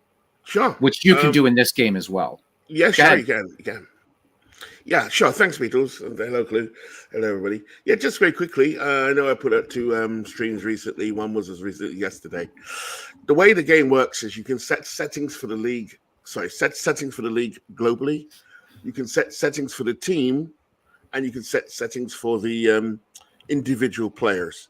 So I suppose using the word granular, that really does apply to everything, but really in particular to the individual. So what can you do with the individual? That was the question. You can set whether they are limited to appear against lefties and righties as a hitter, as a pitcher, whether they should pitch against righties or lefties. So during the split, so to speak, as a hitter, you can decide whether to use a hitter as a pinch runner, or to be, so really you're using situational management on every single player. You can do that in the game. I'll give you one example, if I can remember one in particular from my team. I'm just trying to think of my team at the moment. All right. I'll choose someone like, let me see. All right. Jeff Heath. No, that's not a good example. He's too good. Another one. Someone who's a righty-lefty. Right. Bill Skowron from the 61 Yankees is a right-handed hitting first baseman. Hits lefties fairly well, and it's a little bit below par against his own righties. So I can click a button on Bill Skowron on the page where the teams are. Click on Bill Skowron. There's a tab that says Manager. Click on Manager, and on the left-hand side you can see whether you can limit him against righties, and you can do that. I might want to play a lefty first baseman and do the opposite for him. So you can do the granular stuff on an individual. The first port of call, I think, as I said on the streams, please do watch them if you get a chance. Yeah, is to start with the depth chart, because again, as I keep emphasizing, if you were to take over the general manager of the Tampa Bay Rays tomorrow, the very first thing, apart from introducing yourself to everybody, would be to look at that depth chart and get it right. It's the same in Out of the Park when I played the. I think if anyone saw me do my New York Mets. Forever Remain 90 said he did that today and all day for all 30 players on his roster. There you go. So, and anyone who saw me do the New York Mets GM project with Clue on the Out of the Park, again, we were doing granular more. It's a little easier in Out of the Park, Beatles, to tell you the truth. Yeah, it is. I don't know why, but it just feels easier Out of the Park. But it is there. It's just interface for the Action PC. It's like anything. If you get practicing with it, it becomes really simple. But it was deep. It's taken me a year to get to this point. That's been watching you and Steve, and then watching what you might have missed or forgotten, and then sweeping up behind you, really. But I learned it from watching you and Steve, to be honest. So Legends has a good question. And again, go back and watch the video. But I'm going to highlight. So you're going to guys hear the game sound cut out. If you play Out of the Park and you do this stuff, you know that it's Windows priority. So boop, there we go. Says, I assume I can see someone as a defensive replacement if we have a lead. That is correct for hitters and pitchers. you can go as far as, I don't know if you've got it on screen or you're in a game. I can bring up. I'll bring up Action PC Would you really mind? quickly. Yeah, just to show Legends, because Legends needs a bit of help. Sorry, I didn't mean it like that. Wow. Ooh. Whew. I'm You unwell. don't like Michael. anybody in your division, do you? All right, we'll just use 1967. Sure. Let's just pick a player. It Pick a doesn't player. matter. Let's pick Pete Rose because big sure. clues on here, and Charlie Hustle sliding into third there. It looks Sure. like. All right, where'd you go, Pete? I just had him. There he is. Yeah. There we go. So there's All right, Pete so we go to Rose. manager. Go This to is the the tab. granular manager. Yeah, absolutely. Okay. If you scroll down, So just a here you little go, Rose There you go. offensive manager, and then Thank you. Rose defensive manager. There it is, Correct. guys. So again, what was Legends' question was, can you? What was Legends' question? He said he says, I assume I can set someone as a defensive replacement if his club has a lead. Sure. For example, in my team, I've got Ozzie Smith in the league, and I've also got Michael Young at shortstop, and also Tony Kubek at shortstop. So I tend to platoon Kubek as a lefty hitter, with Michael Young. However, and they're both good defensively, but Ozzie Smith is even better. So there is a way to limit. If you just click on limit batting versus left-handers, limit batting versus right-handers. Right. Mm-hmm. You Right might here, want guys. to put, yeah. This is not Pete Rose. Imagine it's Ozzie Smith. That's what I'm trying to say. Right. I might just say I only want to use him as a pinch runner. Right. So- you can play. You get it. Go ahead, Beatles. Right. Or like this, like you can also, of course, you could pull Pete Rose for pinch runners. I wouldn't. Yeah. Or right here, which is correct. And actually, I do want to uncheck that, but you guys will see this is never pull for pinch runners. Or strictly just use somebody as a pinch runner. So, Correct. who might, like UL Washington, for instance. We have a request from the audience. Ray Fossey asks if you could pull Pete Rose for a pinch runner, please. You could. Right. Yeah. Ray Fossey, indeed. Right. Oh. That one went over my head for a second. Well, he's too sharp, this clue. Good call. Tell you what, guys, really quickly, and then we'll go back to this. I'm just going to autoplay this one out. Sure. All right. So, I mean, I don't see the Pirates coming back. Watch me eat crow here. And the New York Giants win 8-5. Matty picks up another win. The Giants, 8 runs, 11 hits, 4 errors. The Pittsburgh Pirates, 5 runs, 12 hits, 1 error. The Pirates got a superb performance from second baseman Dell Howard. Still, it wasn't enough to beat the Giants. And the Giants won the game 8-5. Howard was 4 for 5 with a double and 3 singles while adding 3 runs batted in and scoring once. The loss puts Pittsburgh at 13 wins, 15 losses. Dan McGann at bat in the bottom of the third inning was a big one for New York. Coming to bat with 1 out, runners on first and second, and New York trailing 3-2. The first baseman hit the run-scoring single. So this was a really, really good game. 23 hits in this game, 5 errors, and good to see Dell Howard getting player of the game. I like when they'll pick a player of the game, even if it's the team losing. So Mathewson gets his second win of the year, ends up striking out 8. So this was more of a Christy Mathewson performance. His ERA ticks down a little bit. Sam Lever tagged with the loss. He goes to 2-4. And Charlie Case came in, stayed in for 3 innings of relief, struck out 1, walked 3. So that will be it for the for this time. And then next time we'll do more Christy Mathewson. So we're going to finish today, look at these standings, and we'll get back to Outer Park Baseball. I don't want to keep you up too long, Mr. MV. So just looking at our league standings here in 1905, the Athletics atop in the American League, but pretty tight race in both leagues, the American League even more so. The Cleveland Naps 1 game behind. The Detroit Tigers and the Boston Americans 1.5 back. The White Sox are 2 back. And then you've got the rest of the field. In the National League, the Phillies and the Cubs tied for first right now. The Phillies in first place just by percentage points. The Cincinnati Reds 3.5 back. Brooklyn 4 back. The Bucks 5.5 back along with the Bean Eaters. The Giants a disappointing 8 back, but we're fairly early in the season. We're at May 19th. And the Cardinals bringing up the rear. Cardinals are going to be pretty much out of it. They were not strong in 1905. So that's where we stand in this. So Let me go ahead and save this, and we're going to exit out of the Park Baseball. I know the game saves, but I'm super anal about this anyhow. All right, and there we go. It saves twice. So Forever Remain 90. Some of us are wondering if you're Marcus Heinsohn, just coming in here and like, I'm going to come in and play this Action PC Baseball. If you are, you don't have to admit it, by the way. All right, MV, go on. Yes. I know I'm not asking you to repeat your whole tutorial, but no. I do appreciate you doing this. I was convinced that Forever Remain is Marcus. Here we go.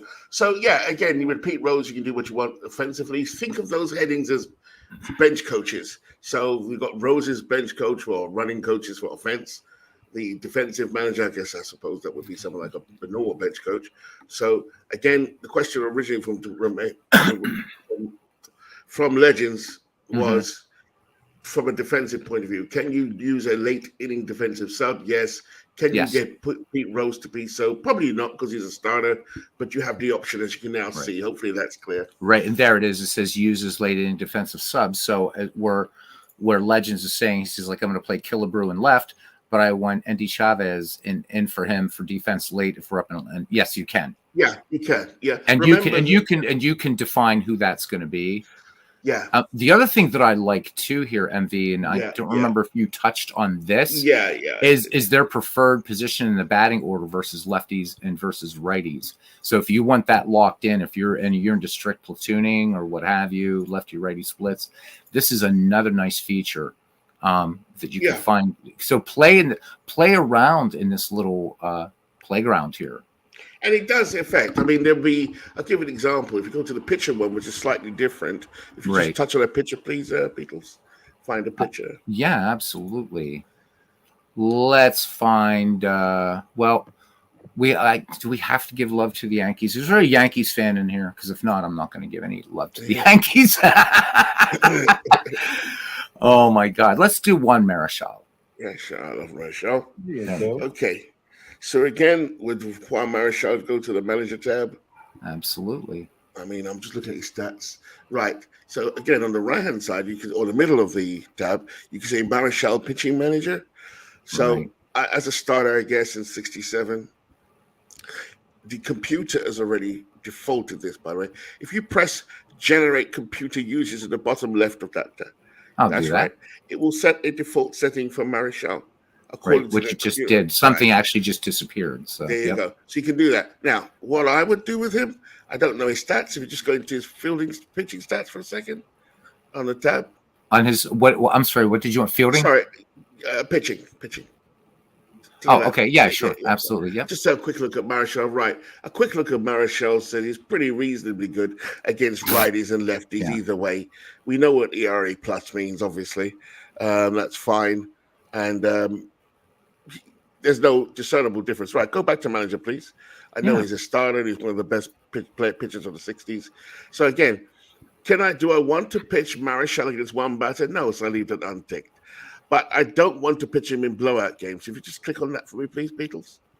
So don't pitch. Yep. Oop. Yeah, but I do want him as a starter. That's fine. Don't pitch in relief. Fine. Right, because again, here I think for guys too, it's important to talk about these ratings over here. So if you notice here with Juan, he has minuses with relief and close. You don't want to use him in those roles. Right, those minuses like not his strength, but he's got 2 pluses as a starter. So a lot of the dead ballers do have 2 stars for starter and 2 stars for relief, and maybe none for closer. So obviously I'm always disparaging of the dead ballers in pitching in these leagues, but that's only because I just don't like them in that league. But it doesn't mean that they're not very good. There are some outstanding ones, clearly, but there are some gems in there too. I found. I mean, we saw Waddell. He had over 300 strikeouts, and one of the ones that Steve ran through. So, I mean, some of these guys are just so good; they're going to do that anyhow. Yeah. You're welcome. Legends saying thank you to you. You're welcome. And then finally, down to limit pitching versus left-handers and right-handers. So there is some situational management here going on. Mm-hmm. And then you can put. Yeah, go ahead, Beatles. Oh, no, I was going to say, and if you have good hitting pitchers, so I'm thinking, I have to think back in dead ball terms, good hitting pitchers like Walter Johnson. Yeah. Right. So you can say, don't ever pinch hit. Have the AI saying you're never going to pinch hit for Juan Marichal. Yeah. Or you can specify an inning when you want to pinch hit for him, which of course automatically means he's going to get the hook if you're playing in a non-DH league, whatever. Right, a DH league, this isn't going to matter because Juan's and in the Field of Dreams league, Juan's never going to bat. I have the 1967 season up here, but he's never going to bat. So yeah, and it doesn't take long to go through your roster. No, it doesn't. Quicker than you think. It's quick glance, quick tick. Also, the pull starter after it says I can't see it very well. Is it 8 runs? It says. Pull starter, yeah. So you can have this pull it as low as 1 run up to 10 runs. Yeah. So you can do 1 run, or you can do it by number of like you could have 1 batter, 1 out, 0 to 1 innings, 1 inning, 1 to 2 innings, and then a number of innings. So there's really a lot that you can do here. And what we're finding now with, and of course EPC, this is I found really interesting, the expected pitch count. It's set at 0 at the moment for Juan Marichal, but he has got a rating for that. Yeah, he does. Yeah, which I don't know where it sits, but it's there somewhere. Mm-hmm. When you go on the field, you'll see it. Having said that, it is interesting because you may have an EPC of, say, 90 for Juan Marichal, but he's having a good game. You'll still see him on the mound at 100 pitches. It doesn't necessarily lift him at 90, but it will be there or thereabouts at 90. I've definitely watched that today where I'm like, why haven't they lifted my pitcher? But then it's because he's pitching so well, the AI is kind of thinking, okay, it's the 9th inning, he's got 2 outs. Why lift him? It seems unrealistic. Let him go for it. I do like that aspect of it, but just to be clear, the EPC is a rough. Well, it says expected, count, not exact pitch count. Yeah, so that's what I've learned from that. Apart from that, Clue, have you seen anything since you've kind of got deeper? Save my voice here. So for River Main 90, I'll answer your question really quickly. Why wouldn't you pitch Marichal in blowout games? Save his arm. If you've got a huge lead, yank him. Why let him throw his arm out? You know, if you're thinking about modern baseball, if it's older baseball, you'd probably let him in there and play. For dead ball leagues, I would say you'd let those. Will Tool was asking about dead ball settings for and welcome in John DFW. 13 degrees where you are. I think it is where I am too. For a dead ball pitcher, if you're playing a dead ball season, I wouldn't check. So I wouldn't check that. Leave them in there. Right, those guys they pitched whether it was a blowout or not, unless it was late season. And again, just like today, if they weren't in the pennant race, then they're gonna, Connie Mack, John McGraw, Clark Griffith, whatever, would want to see what a rookie would look like. But yeah, that's why you wouldn't pitch him, right? As Buckshot says, to save his arm. Game's going to make him tired. Why throw him? If you're leading 10-1, and it's the 5th inning already, you might as well yank him. Yeah. Yeah, and there is the option to set that in here as well. I'm going to redo this. Boink. There we go. Because I want him back to where he was. Because I'm actually going to do a season replay of 67 on this, even though we haven't gotten out of the park yet. So. What I would say, Beatles, and you've seen this yourself, if you're doing a solo replay or practicing at home with your team you're going to use in the league, I would suggest that because of the way the game arrives out of the box, there are some global settings which I don't agree with, or most of us don't agree with. So, for example, would you pull Juan Marichal after 8 runs? What are you telling me to do that, or are you saying no? Is that what it says on screen? 8 runs. That's a default setting, isn't it? 8 runs. Yeah, pull starter after 8 runs. Yep, that's the default. Yeah, and I know that's what the computer's saying. But would you do that, even allowing for the 1960s? Would you pull him after 8, or would you pull him sooner? So for Marichal, considering this is 1967, right, and so that mound height, right, is still where it would be in 1968 when pitchers really dominated. Preference, I would pull Marichal if he gave up. I wouldn't wait for 8 runs exactly to pull him. I would pull him sooner.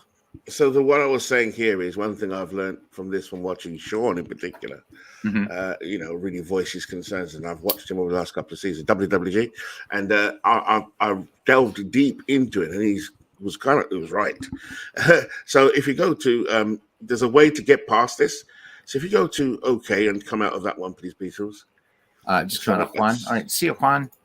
Yeah, and if you want to win your practicing at home or just doing a solo league or practicing for this type of league, if you go into organize in the top left-hand corner, please, Beatles. The little organized, the big organized. To the left. Yeah, this organized. Yeah, that's right. Now, the way I started from the very, very beginning. This is where you get deep. The little menus. Yeah, this is where Steve and I, Steve definitely showed me where to find it. Go to generate default. Go to the right and then come down to team managers. There you go. All right. So what this does, it sets a global setting per team. And clearly, if that's the case, then all of these will be applied to all players in the league. Right. You can. Yeah. Yeah. So this applies to all the teams. You may want the AI to reorganize the depth chart. So you click on depth chart, please, Beatles. Click on depth chart above. Yeah. I'm so tired. Yeah, same here. Bless. Just open on the left-hand side. There you go. Up. There you go. Click. Yeah. Pitching depth chart. Blink. Yeah. Or no. Yeah. There we go. Keep going. Position depth chart. Pinch hitting depth chart. Now I leave that blank for the moment. Yeah. Come all the way down to create lineups. That's what I set it up. Now go to the right. You see where it says offense and defense? Mm-hmm. Yeah. Just click on offense settings and defense settings. It's a generic manager. You might want it to be like all the managers in the league to be like, I don't know, Sparky Anderson, where he relieves his pitchers. Sounds really bad. Where he takes out his pitchers too soon. That is a profile, but it's a generic profile. And then finally, really important, where it says global pitcher settings. Do you see where it says pull starter after allowing? Yep. Just drag that down, window. Now you can set it globally to a realistic setting. Now, what Steve did recently was set it at 4. John DFW came onto my channel, actually, at a good point. Maybe it's 5. 5 might be the sweet spot. Because every manager can go in individually and change it. But what I'm saying is, if you do this, you'll have a better sim. That's just what I think. Right. So if you put it on 4 just for now, Beatles. Right. Or 5. Click it on 5. Let's put it on 5. Yeah. Pull when tired. I mean, you and I need pulling right now, don't we, Beatles? Yeah. Not live on air. Pull when tired. Yeah. Right. Pull reliever after allowing 1 run, maybe, if you go up a bit more. Yeah. 1 run, it might be 2. Now then, permanent EPC. Let's make it 2. So John had a point when he was talking to me on my channel. Permanent EPC, what would that be? 100, 85, 90? Well, this is going to be, again, depending upon the era that you're depending on the era, exactly. So for dead ball, I'm going to leave this at a high number because these guys, I mean, Joe McGinnity could pitch both ends of a doubleheader, for instance. Sure, exactly. Whereas a lower era, like say the 90s, maybe the era of the 60s might be about 125, 130. But you can play around with that whole to your heart's content. Exactly. Find a sweet spot. Let's put it on 120. Yeah, and then relievers again. Now click on again. Yeah. Leave that blank. I'd leave it blank. But you can do this to your heart's content. Now then, click on global pitcher settings in bold. Click on roster settings. All that really is how many catches should you carry, and then it says generate for all teams. Right, and then that's going to generate. I'm not going to do it, but this will generate the managers for all the teams, and it will copy. Everything will be the same to every. Now that's for doing it for the league. Now you can do it for the team, and you can do it for the player. That's his 3 levels: league, team, and individual. That's it.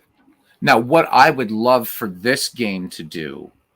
And I don't know, maybe Steve knows a way. Hey, D. Scott, that there's a way to do it, but you can in other games is actually those tendencies for those managers. I know there's a way. I think there's a way to do that. So if I want Danny Murtaugh, if I want Red Schoendienst, Billy Martin, whatever, because you guys saw that is to save multiple manager profiles.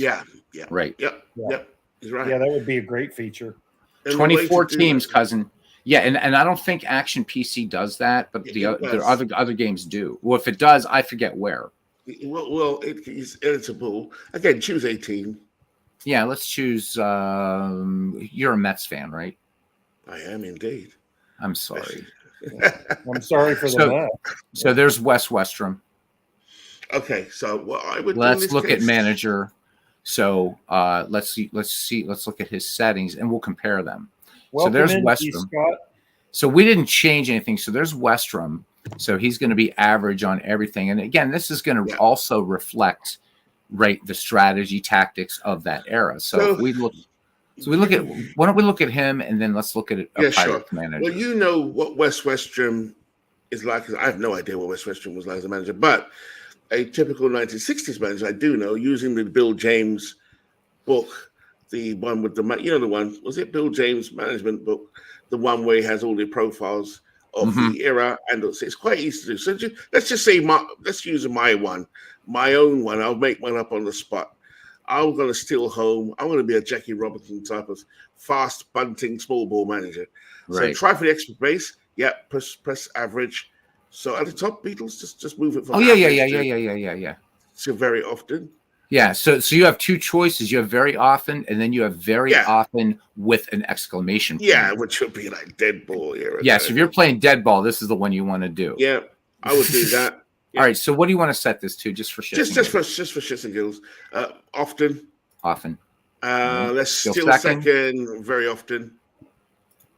We wouldn't do this. Steal third often. Yeah. And so on and so forth. Yeah. Steal home. I'm gonna say average probably. Yeah. But yeah. Play hit and run. So again, this really does affect the game. It does. And it does. This is something that we didn't do a lot with.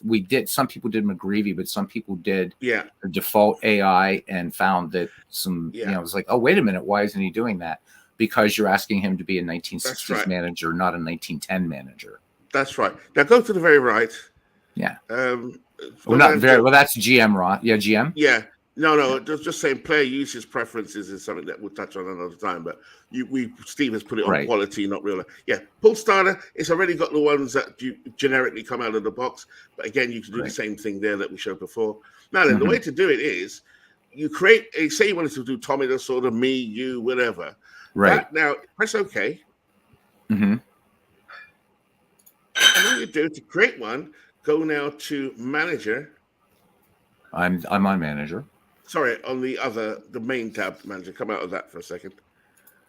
Yeah, I've got to do this and do this. We're there. That's okay. Just press OK. You'll follow me in a moment. And then what you want to do is there's the way to export it, isn't there? So, yeah. So up here, export. Where is it? Is it utilities? Oh, I know where it is. Sorry, Beatles. Go back into New York. It's just a bit tricky. For a second. Right. At the top, it says manager. Can you see it? Yeah.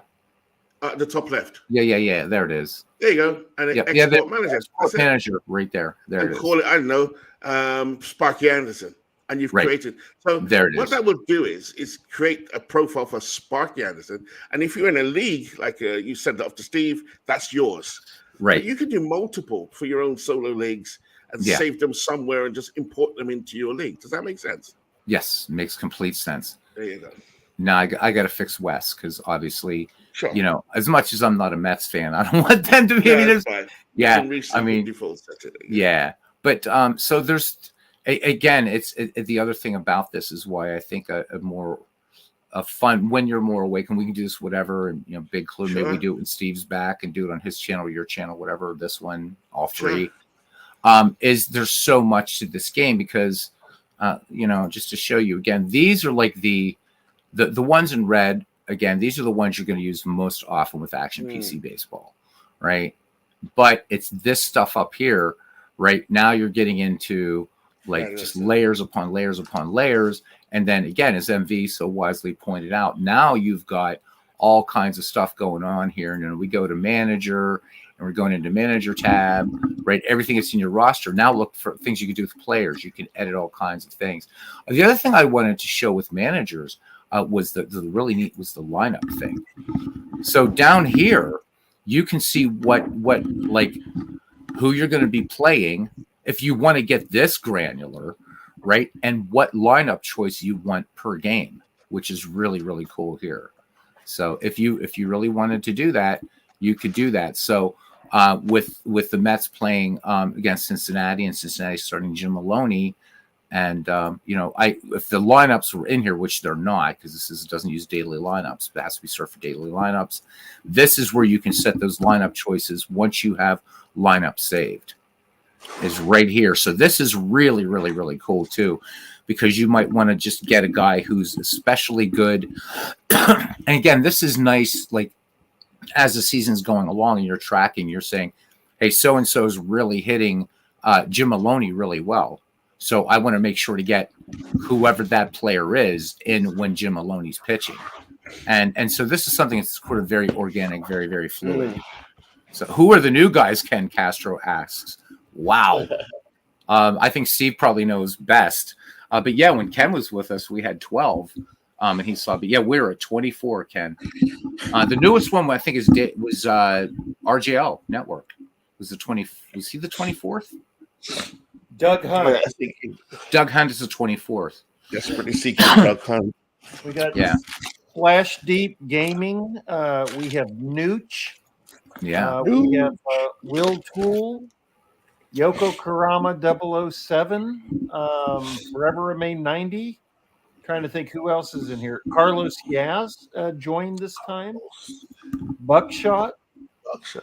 David L. Who else?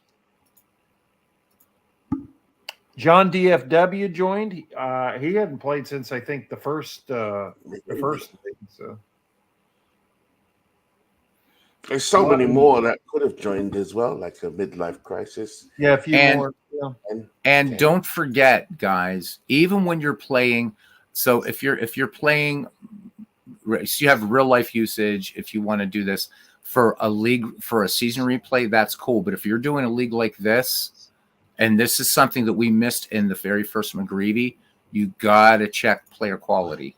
Yeah. And remember the Beatles with sliding Billy Hamilton? I was speaking to Clay the other day how we couldn't get him into the McGreevy League, remember? It's because of this, really, but we didn't know it at the time. Yeah. And so Steve came in and said, "Oh yeah, you need to change that." Yeah, so again, for season replays, you want this selected. For a McGreevy or Fields of Dreams thing, you want player quality, or else your good guys aren't going to get in. Yeah, we had quite a few. Ty Cobb in the first McGreevy wasn't getting a lot of at-bats, and we're trying to figure it out. And Steve came in and said, "What do you have the player usage preference?" We're like, "Huh?" And he said, "Oh, you have it." He said, "No, you've got to set it as player quality." We did that, and all of a sudden, Ty Cobb's getting at-bats. So, because it was Cobb, and who was the other center? I can't remember the other center fielder on that team, who's a damn fine center fielder, or right, whatever position. Because I think it was. No, it wasn't. I don't know if it was another time. And again, Beatles, we've seen in some of the sims, Honest Wagner, Stan Musial, players of that caliber, basically getting 10, 15, 20 games in a sim. And those are just head scratchers because of the defaults. Right. You really have to tweak the settings when you go in there. Play around with it a lot. Oh, Ken. Yeah, definitely enough players. It was easy. Yeah. We had rosters left over from the draft. In fact, this was fun. I was bored the day after the draft. Not that I didn't have things to do, but I went in and made a complete roster of 30 players from the undrafted teams. And just sent that to Steve privately to ask him what he thought. And he says, "I think this is better than some of the teams that we already have rosters for." So, there's plenty of players to go around, and we will be adding new ones every season. So, no offense, I've just got to change the. There we go. That's better. Okay. Anyhow, so yeah, so Ken Castro says Pete Alexander only started one game or so in the last league that he was in. So yeah, I mean that was now we know what we're doing, but again, we weren't sure. The other thing is the left-handed pitching for a season replay. Don't touch, or for a big league, you don't have to touch that, as Steve Tate says. For a smaller league, you do want to boost left-handed pitching, or lefties get murdered, as Steve said. Correct. So. Yeah. But there's so much to these games. It's insane. It's just insane. And I still don't know Steve, actually, I don't even know. I don't even know. I mean, Steve probably knows this game better than anybody because he's a beta tester for it. But MV, you know, his knowledge of this game is incredible. So I think my strength runs in how to create kind of fantasy leagues and how you do that, how to manage things, different ways to do that. But for a lot of the minutia, really MV and Steve and Big Clue, these guys are the you know, they're like the trinity here when it comes to action PC baseball. Certainly. But the good news is, Beatles, because you're spreading the word, and I've got some stuff out there. We've done a lot of sim testing in the Discord. There's a lot of others now that are now getting the potential of this game. It's huge. It is. Like TARDIS. Oh, it's crazy, right? And people are going to accuse us of being shills for Dave Cook, but no, it's just a great game. It's just a great game. It's just a great game. Continually just opens up new doors. The more you go into it, like Alice in Wonderland, the door just opens to something else. And, you know, Steve would probably include the Mad Hatters of this world. You know what I mean? Right. I'm just a person on a journey. I guess I'm Alice. And for the next McGreevy is going to be done in Out of the Park baseball, and we're going to be having the same conversations because, again, Out of the Park is incredibly deep, and hopefully it might even prevail upon. I know Legends is busy as hell, but I'd love to get maybe some night a few weeks from now. I know Legends is still working on the football project, getting ready for FSBL, but if I can somehow finagle him into getting in just one Q&A along with Mike Silva on Out of the Park baseball, because Legends, long-time Out of the Park guy. We also have P. Strickert, who is now a member of our baseball community. He's a big time dude in Out of the Park baseball, and to get these guys on and talk about the ins and outs of Out of the Park, because it's as deep as this. Yeah, Mike Silver, yeah, definitely, they're awesome. Yeah, that's an insane one too. So, but the nice thing about both games is you can play them the way you want, and if you don't, you can play action PC baseball, and barely touch these upper menus. Yeah. You want to get nuts and go into reports. That's when, boy, the rabbit hole is really crazy. I mean, oh my God. That's where MV and I playing in these leagues, the Shanks League and this league, have forced us to dive into the game deeper to learn things that we otherwise wouldn't have a reason to explore. So it's been incredibly useful in that sense. Steve even says, as well as he knows the game and the things he tests for normally, he said, because I hardly ever play in actual leagues, he says, I'm not looking at the league stuff as closely as I do for Shanks in this one. So Steve brought up the point that I think was Shanks 3, because of the exploration and the testing and the simming the community did here, our guys did, we discovered a glitch that was in Action PC, and Dave says, oh, nobody's reported that yet, and Dave got it fixed within a month or so. Yeah, he does. It was in the middle, I think, his football release schedule or something at the time, but he was very grateful that we uncovered that for him. So the more any of you tinker with it, and share with the rest of us what's going on and what you're experiencing, the more we can learn from each other. But the idea that we can all help improve the game just because we're using it, and that we turn it into, it can become a better game thanks to us participating, is just amazing. So kudos to Dave for his receptiveness and community feedback on that. While I have a captive audience, rather than just doing a stream on this, I'm going to show you this guy's really quick. I showed this other huge player database that will be uploaded. This one is insane. So this is for you guys. If you're getting into a Fields of Dreams league or McGreevy, this is going to be really nice for McGreevy, or you just want to create your own handcrafted baseball universes. Right, and I don't care what game it is, as long as that you've got access to every season. So Out of the Park baseball, Action PC, Dombrov, Digital Diamond baseball for Windows. If you're an earlier user, or if you know how to creatively search the internet and find the encyclopedia, and you're okay using virtual machines. So what this one does is it splits them into all-time greats, and these are big rosters. And Out of the Park Baseball will accommodate 100-man rosters. It's pretty amazing. But this will split it up. So you can see here we have Boston Red Sox, but if you look at these names, these are later, quote unquote, later Red Sox. All right. So, we're seeing people like Josh Beckett.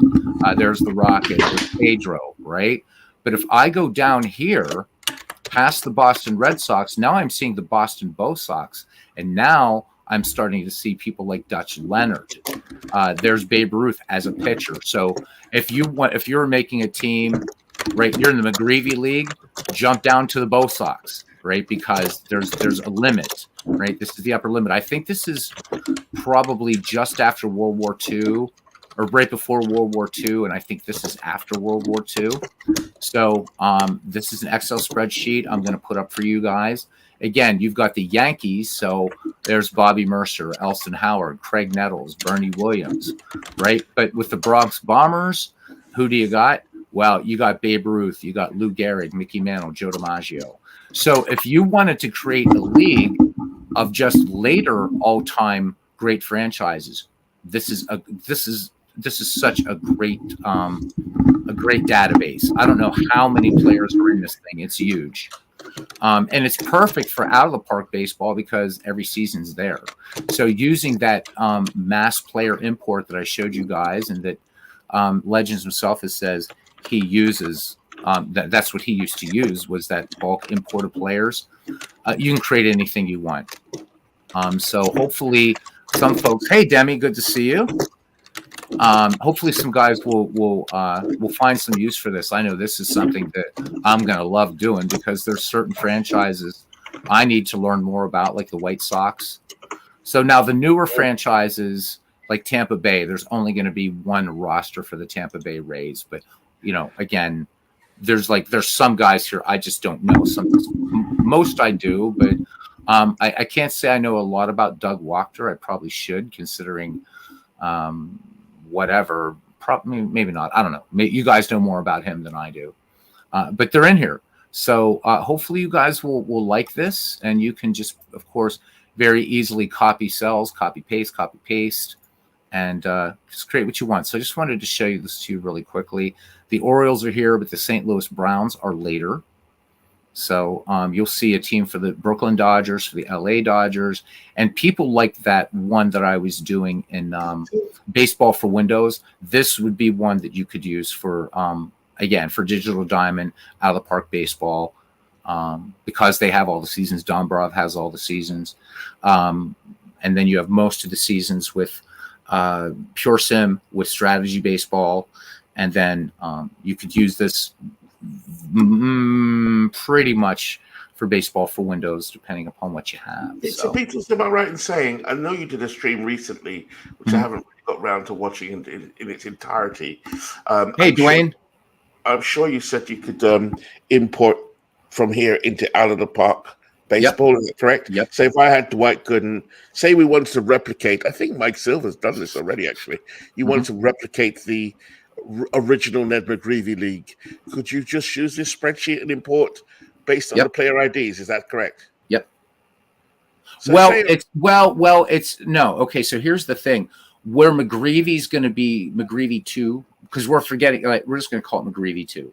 Yeah. Where it differs is that, so in the first McGreevy, we used the baseball history collection. Yes, we did. Yes. But Out of the Park doesn't have that. So what we're doing with this, that's going to make McGreevy a little bit more, you got to do your research rather than just pick a name, because Ty Cobb's really good or Babe Ruth is really good. Now you do have to do your research, and you got to tell me what, you've got to decide, and the manager will decide what season he wants. So you could use this as a thing. So I'm here looking at the Brooklyn Bums, for instance. Okay. So we see here, let's find somebody that's going to be really good, that would be eligible for the McGreevy League. So Dazzy Dance. All right. So you could use this instead of going to Baseball Reference. and just use Dazzy Vance's 1924 season if you want to use this. You want to draft, Napa Rucker onto your team. There it is. Use his 1908 season.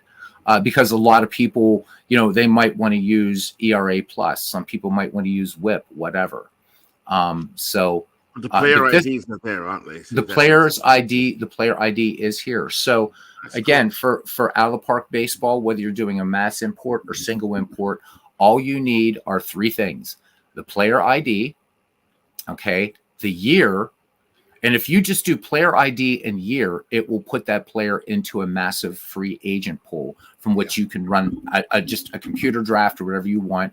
Or if you have the teams predefined, so let's say we have Providence, we have Manchester. Well, we would make sure when we set up that league in out of the park baseball to say, man, pro, whatever. So let's say just very, very quickly, and we want to bring in David Cohn. He's not going to be in the McGraw League, but he's just here. All right. So it would be Cohn, David, right? So, 1993, and let's say we wanted to put him on Manchester. Just type man. All right. Just put in man. And then once that mass import is done, instead of the players going to just a big free agent pool, it automatically will assign the players to their proper rosters, which is really nice. So, and if you use this, there's no typing involved. None at all, except for the team name. But that's easy. At most, you're going to have three letters. So cut, paste, cut, paste, cut, paste. Boom, you're going and ready to go. And if you're really good with Microsoft Excel, there's even faster ways to do it. But yeah, the player IDs are here, so you don't even have to mess around with that.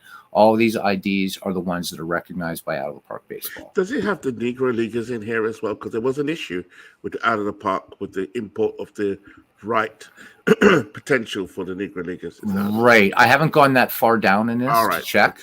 Okay. And again, that being said, we got to give some more love to Steve Tate and to Big Clue as far as Negro Leagues go, because without their efforts, Negro League players and Action PC, and it's not even something, I don't know whether Dave Cook, I really think he should consider releasing at least, what Steve has done thus far. Awesome. Yeah, because it's the only baseball game in which Negro Leaguers can now play on a level playing field with pre-integrated baseball because of the major league equivalencies that Big Clue provided. Steve didn't know about them. I didn't know about them. And we were in a chat one day and Big Clue said, "Hey, I've got something here, And as soon as, and Big Clue put the link in the chat, Steve clicked on the link, and I don't remember that we saw Steve much after that, after him saying, "Oh my God, this is amazing." That's boom. And that was it. And then it started. So that's something that if I were Dave Cook, I would be like, "Steve, look, we'll sell this. Here's some money. Let me sell this," because there's no other baseball game that's doing this right now. What Steve did. Which we just since you mentioned this, we are incorporating them into future seasons of the Fields of Dream League. I was going to ask that. I was hoping so. Out how best to do that. That's all. Yeah, that's going to be fun. The league near you. Yeah, and it was a lot of fun when they were in Shanks too. I think it was. Yeah, they were a lot of fun.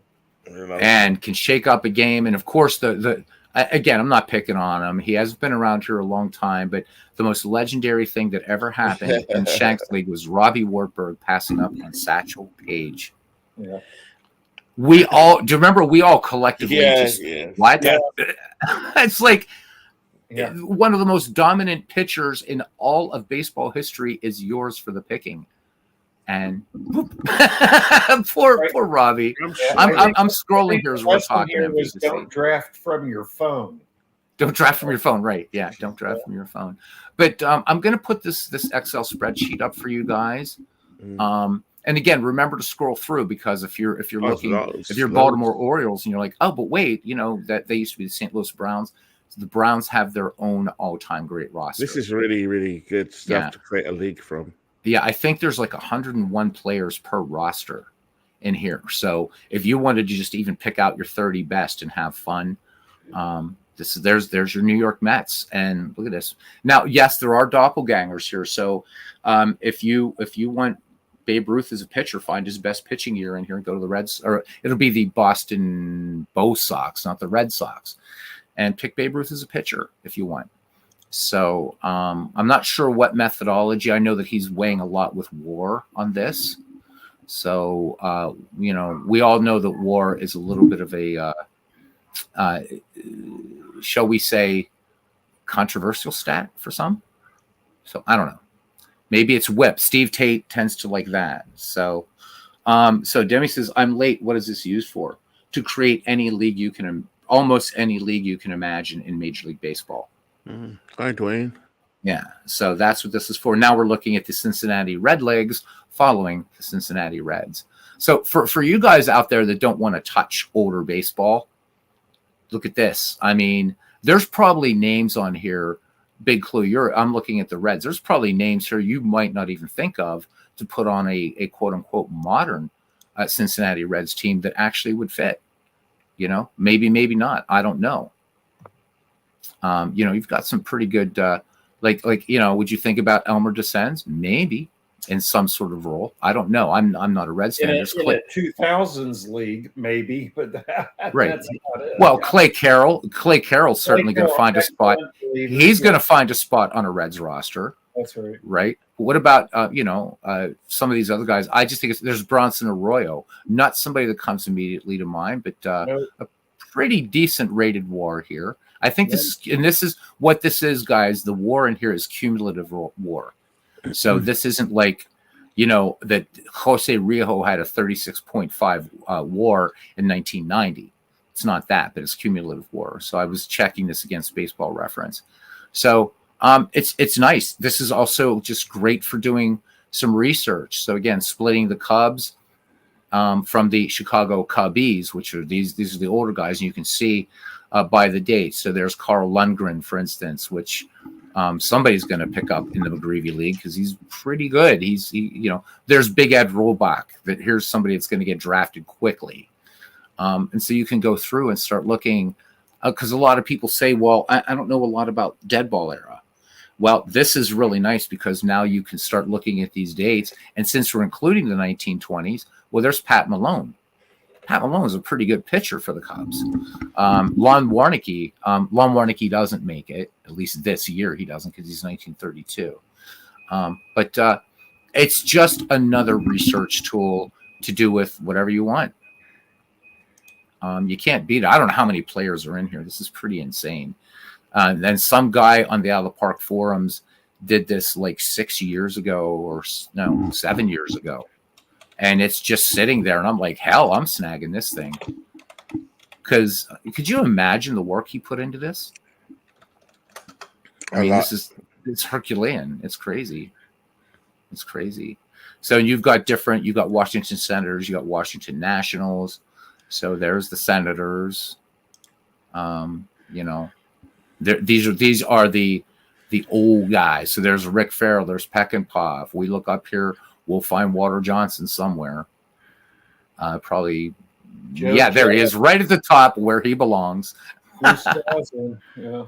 And there's 1910 Walter Johnson. So hard to pick a bad season from him. So, but I just wanted to quickly show this and why take the whole screen for it. Awesome. Yeah, it is. It really, really is. I love it. I don't see. Oh, here's something that should make Ken Castro and you guys happy coming into McGreevy at the very bottom of the list. At the very, very bottom. Oh, actually, before that, just to make MV happy to answer your question, yes, on the Negro Leaguers, they're here. Oh, outstanding. So there's Bullet Rogan. There's Jose Mendez, Ray Brown, Nip Winters, Munoz. These guys are here. And then, 19th century. There's 101 19th century. Is my Pebbly Jack there? Jack Glasscock? Jack Small cock, Glasscock. big cock, whatever cock. Is he there? He's probably in here. I'm looking. I know I can do a search here, but So Ken will love this. MV, I'm sure if you look, it won't take you long to find a small cock. So I mean, there's Joe Kelly. Now, this is again, if you don't know this name, you might miss Joe Kelly, but he's a Hall of Famer and played like a beast. There's Sam Thompson. I don't know if Jack is in here or not. My eyes are too tired. So it wouldn't be hard to import him anyway, because it's.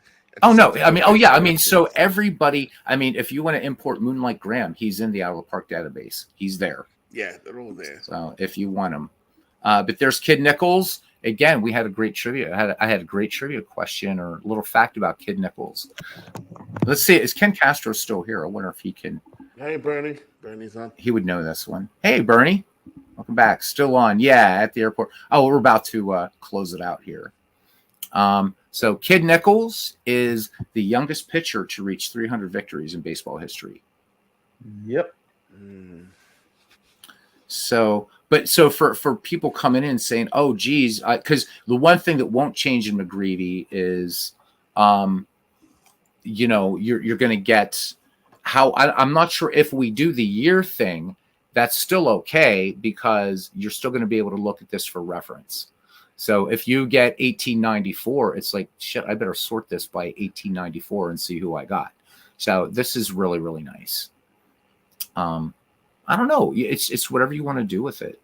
And, you can add more players or whatever. So this one, the other database is not organized like this. I've shown this to you guys before.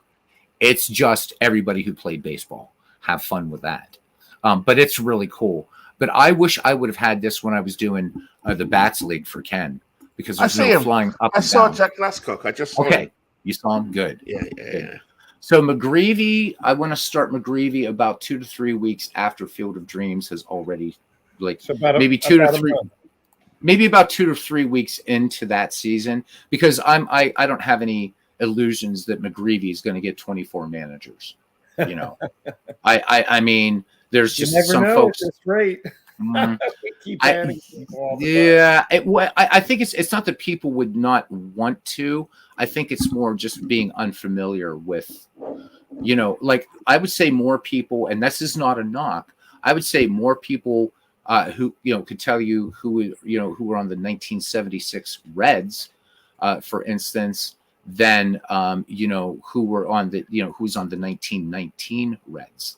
Well, that's only because Ken Castro is the only fan in here that was alive back then. So, jeez. So, Bernie, it'll be good to have you in McGreevy, because I don't think you were in the first one. I don't think so. Yeah, I was, and I'm really looking forward to McGreevy. Yeah, and you weren't either, so that's good. And we'll get to see Ken Castro. What a masterclass that was. If you want to learn how to manage 19th century and dead ball teams, watch. And also even the games that Clinton was involved in too. Clinton did a damn fine job too. So, but you're going to see the risk, and I mean, Cousin Ken doing some crazy stuff that modern baseball wisdom would say don't do, and Ken was doing it because that's what was done then. And I think you have a lot of fun. But I wanted to show this to kind of just get people kind of don't be so afraid this time of these guys, because baseball stats are baseball stats, right? It's just you got to do a little bit of tweaks. So if you see a guy with a lot of triples in the Ned McGreevy League, now we're adding 1920s, so of course if you're looking at a player in the 20s, then you're going to start looking at guys like Lou Gehrig and Babe Ruth and Jimmy Fox later. Jimmy Fox did not hit his first home run until I think his third major league season or something like that, or whatever. But I think this will be a nice help. Do with it what you want. It's going to be up there. And I don't even think you need the actual Excel. I think this will open in, Open Office or whatever, because there's no calculations going on in this thing. So that's it. Famous Beatles song, Do What You Want to Do. I like that. Go where you go. It's called Run for Your Life. No. Yeah, that's right. Wait. Where you going to? Think for yourself. Yourself, because I'll be there for you. That's it. Yeah, exactly. It's around the same time John Lennon wrote Run for Your Life, and he said, I regret writing that song now. Run for your life if you can, girl. If I catch you, that's the end. So yeah, John Little being girl, very right, misogynistic. sort of like Sting's Stalker song, "Every Breath You Take," right? Mm-hmm. So, yeah, of course you're in, Buckshot. Just by saying that, you're in. He says, "I'd love to join McGreevy if possible." You're in. So, I'd like to get, It's a great league. It's a great league. Yeah, I mean, I think if we can get 12 people for McGreevy, I would be absolutely blown away. I don't think you might have more than that. I don't know. We'll see. I think for yourself, there's no comparison to George Harrison. Pib 99 coming in here. Okay, so we know his favorite Beatle. So there we go. Well, it's funny. Everybody has a favorite. Well, everybody has a favorite Beatle. So there you go. Even though I'm a Stones fan, I love the Beatles. Yeah, but you know what? That demarcation is kind of gone now.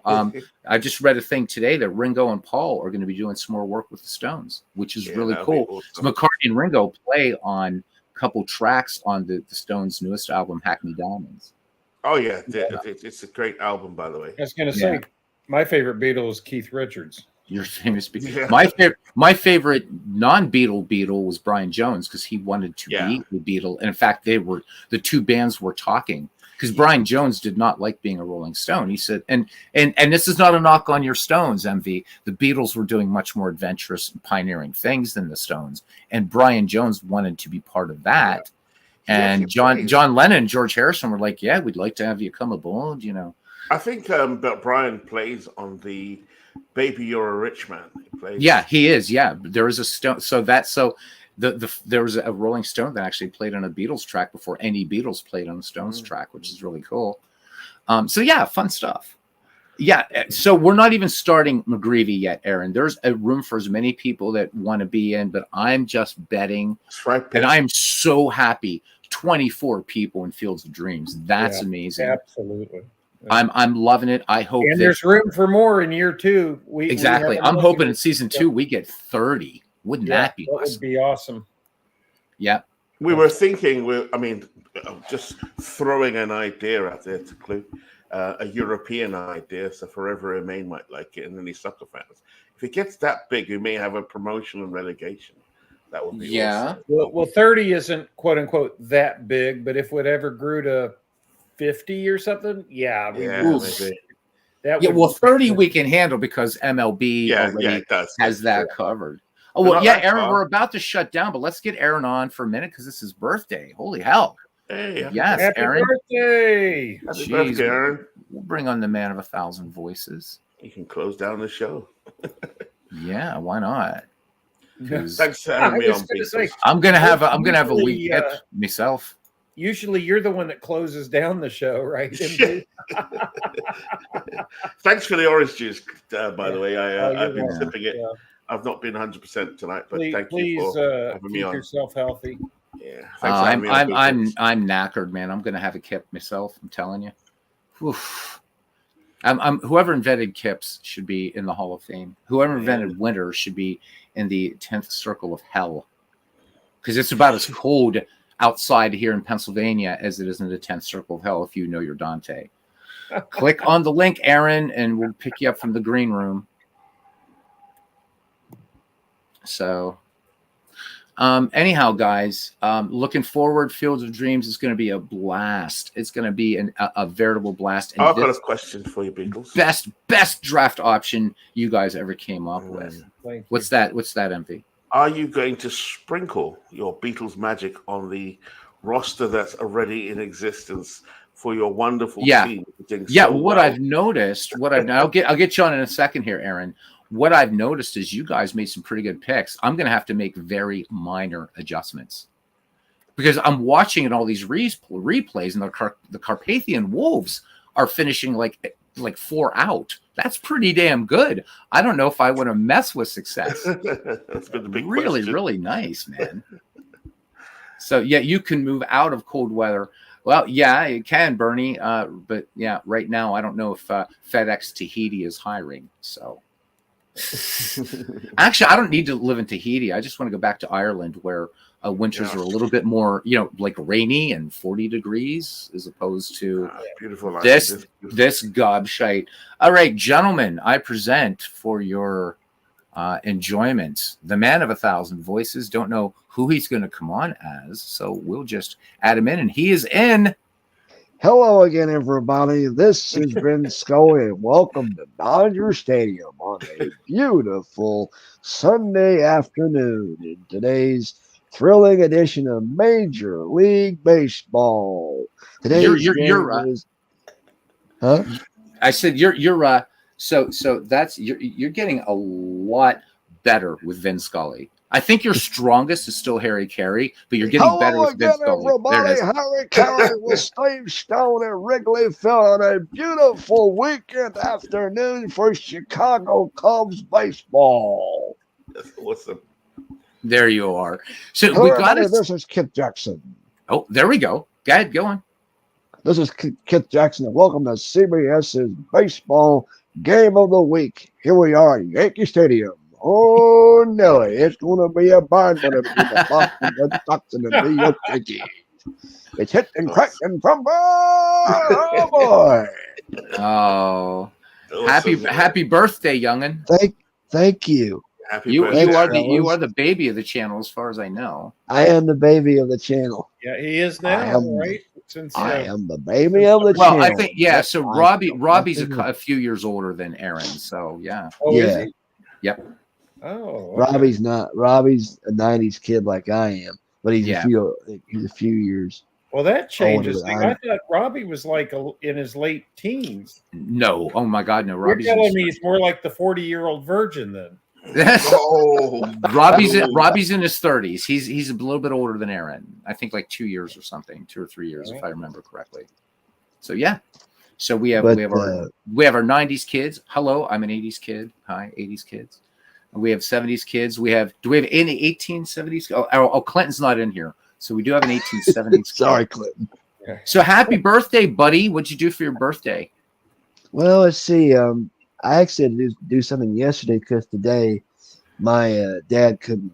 He cannot eat unhealthy on certain days, and today was one of those days. Mm-hmm. So yesterday we went out to this place in Louisville, however you want to put it, and it's called Rec Bar, which is an arcade slash like a Dave and Buster's, kinda, except they don't bilk you out of all your money. Right. But, right. Okay. I had it was me, it was my dad, my brother, my sister-in-law, and myself, and we shared in some chicken tenders with like coated in frosted flakes. Wow. Which don't. Wow. Okay. I'm a vegetarian, so I would have to find. Wow. Okay. And I had a prime burger. Good for you, man. Prime burger at prime time. What do you think? I'm already seeing how they milk you out of the money. Good big clue. Well played. I mean, I'd be eating those all day. Yeah, right. But it was freaking just. I mean, it's been colder than I can't even describe it out here. A witch's titty and a steel bra. There you go. Yeah. What was the rest of that clue? A witch's titty and a steel bra. Oh, jeez, that's cold. Yeah. But yeah, it's been that cold. It's supposed to snow this week too. But no, we ate and then we kind of my sister-in-law studied for something. I don't know what, but she didn't partake in any of the arcade action. But we played arcade games for about hour and a half to 2.5 hours. And then because some of the games didn't have like sound to them, and that's not good for me because I want to know what the hell I'm doing. Mm-hmm. But and then we were there for about till about 4 something, and that's when I told my brother, I said, I know they want us to play arcade games and stuff as after eating, but they should offer us chairs in case we want to sit down while we play. Right. I mean, unless the machines are like really high, like way high up off the floor. Right. But no, they I mean, because like having to stand there, like look like and you know, my feet were getting like just exhausted. I can't stand much long. You know, I couldn't stand it much long. So I'm just gonna finish my play of my basketball game, and then I'm gonna we can go ahead and get out of here. And when we got out when we got out to the parking lot or the whatever it is and found our car, it was damn near like how they expect us to survive out here. It's so freaking cold. It's terrible. I was probably yeah. And then we went home, and then I just hung around and hung out with I got to see part of the end of his 1961. Yeah, Dwayne, now that you're in here, congrats, man. A double season replay, huh? Hell of a project. Yeah, awesome. Man. Awesome. Yeah. And I'm not a fan of either team, and I loved that project. That was amazing. I'm very close to it. I came in awful late on the uptake, but I caught the Giants Braves game, the last one of the year, and his World Series is set apparently. I can't wait to see how that plays out. We have the game one of and then we're going to find out the rest. We know what he means, but he didn't get it all typed in. So game one of which is today versus the Dead Frog on a Philadelphia highway. There we go. World Series today. There we go. So it deserves a double post, Dwayne. You did an amazing. It's hard enough to get through a single season, single team replay. But you did them both and with a vengeance, pal. Wow. The same year too. It was like 1961 American League, 1961 National League. He's following the Yankees and Braves, and they both won their pennants. Now they're I was playing pulling for the Reds because the Reds went to that World Series historically. Yeah, the Reds kind of not so much, huh? Not so much. Yeah. Oh, Warren Spahn versus Whitey Ford. That's a great game one matchup. Yeah, Bernie saying great job. I don't know that I could do. I don't think I could do a 2-team season replay. Oh my God! I'm doing something like that, like with a few teams with 1949, but Ernie Harwell's calling the game, so that's not the same thing. But even if you did, what are the odds that both of the teams you control wind up facing each other in the World Series? Yeah, I'm a little. Okay, fix. So the American League, I get it, Dwayne, but I don't know. Did you do a little bit of kind of dirty pool with the Reds? Pool with the Reds. Come on, man. Hey, Clinton. It's like whenever I would see like Braves and Reds, I'm like, okay, I don't even think I actually got to watch a Braves Reds game on his channel that from that season, because I came in late. Like I started seeing his stuff like really like at the near the end of the season, because he only had like a few days left before it was all finished. Ooh. But Bernie here saying, hang on one second, buddy. He says, we never actually saw the dice rolls. Shots fired. Shots fired. No. Hey, Bernie, to your nephew. Unlike some members of this community, Dwayne has integrity. Don't start, Clue. No, Dwayne. No, that's right. Past tense, had integrity. Yeah. Hi, Dwayne. It's been a few days. And you still have 1904 Hannes Wagner, you bum. Dwayne, they're peeling back the curtain. Don't let them see inside. Yeah, they're going to see you and MV talking whatever. Both of you. All this time. Go ahead, Aaron. But no, as for the actual birthday, I haven't done much of anything except, you're hanging out with your other family, dude. You're here with your other family. Hanging out. Well, I did call my girlfriend earlier, and she called me and wished me happy birthday. She doesn't count. Bring it on, Dwayne. Get your ass on here. We were going to get together today. Me and my girlfriend and I were going to get together today, but it's just too cold to travel. It's too cold for a lot of things. Yeah. It's like the horizontal rumba. Holy God, it's cold out there. Anyhow, I mean, but yeah, like I've had to get. I guess I got a few. Some of my best friends have called me. Happy birthday! How you doing? Blah blah blah blah blah. I've been good, checking man. my Facebook posts and all that. That's been As my we day so far. Nothing. as we Huh? say in the Orthodox faith, God grant you many years. Thank you. I'm gonna But see no, if I've had a Dwayne is good too much birthday. of a puss to come on. I just put the link in Come the. on, man. Come on, Dwayne, get your ass in here. He told me easy, Beatles. Let's go. Got to give him a minute. He's still in his uniform. A likely I story. think All the right. I think the gloves MV are- was in his, and he got the latex off pretty quickly, pal. So get in here. yeah. Oh my But God. no, fellas, I've had a good birthday. I'm now 34 years old. I listened to some Ernie this afternoon. Good. I listened Can't to go wrong. I did like a do what? Can't go wrong with that. Well, I did for like a what the hell? Why not? I did a game from the 1978 World Series Cool. with the Yankees and the Dodgers. So that's only like the only like added organization I've got right now, other than all the replays and stuff. which Clinton says you're most of- old, Aaron. Clinton says you're old. So that's it, buddy. I'm old. Yeah. He just says you're old. Oh. You're done, dude. 34. I'm done. 30. Yeah. So that would make Clinton what? Dead? Like, So I got to go back to one thing here. D. Scott Howard wins the cold weather contest thanks to Tom Waits. You guys ready for this one? Tom Waits, Yeah, colder go than a ahead. gut shot bitch wolf dog with 9 suckling pups pulling a number 4 trap up a hill in the dead of winter in the middle of a snowstorm with a mouthful of porcupine quills. Holy shit. D. Scott Holy Howard wins. shit. D. Scott Howard wins. There you go.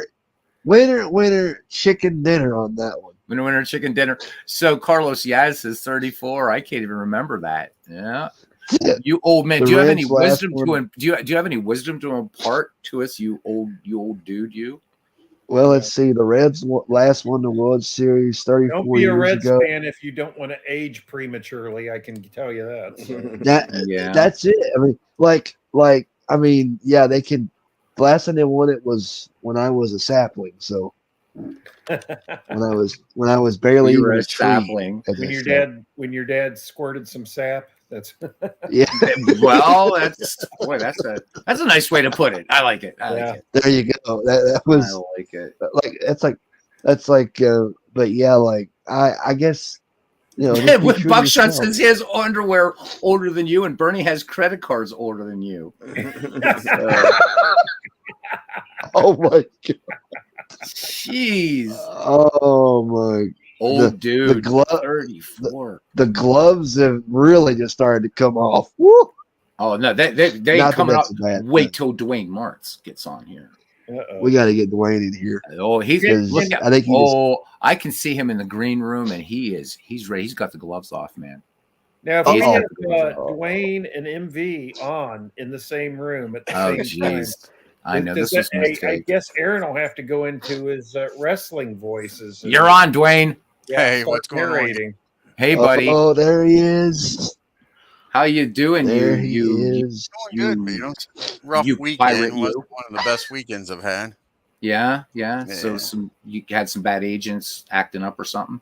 No, it's that weekend where your fucking fellow staff pisses you off, which is the worst. Yeah. Ken Castor I says haven't he been has. that way in a while. It's been about 3 or 4 years since I've gotten pissed off like that. Did you fire anybody? I couldn't fire people if I wanted to, and the person I was pissed off at was my captain, so I can't fire that motherfucker. Can't. Yeah.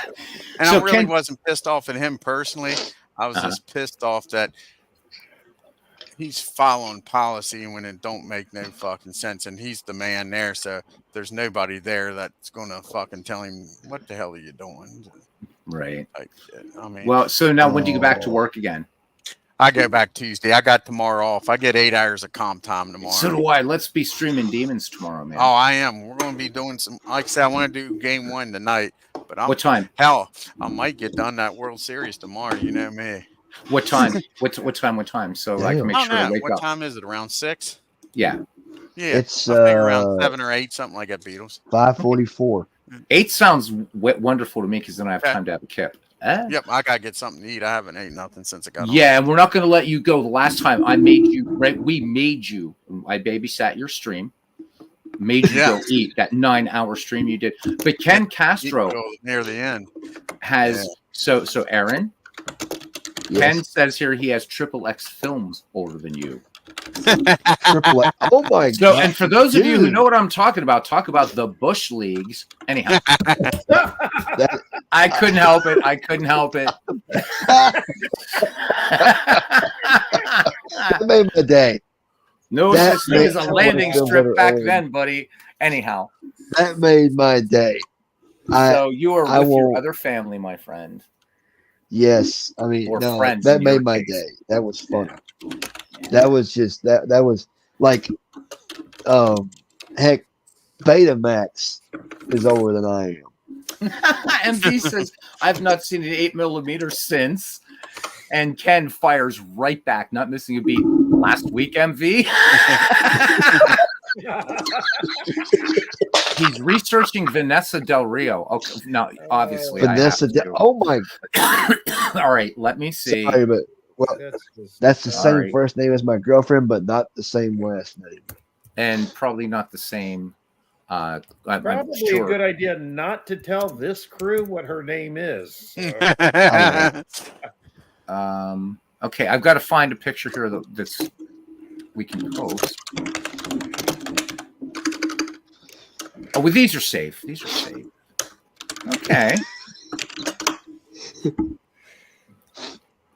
So he's researching. Yeah, I can see what he's researching. Okay, interesting. He says.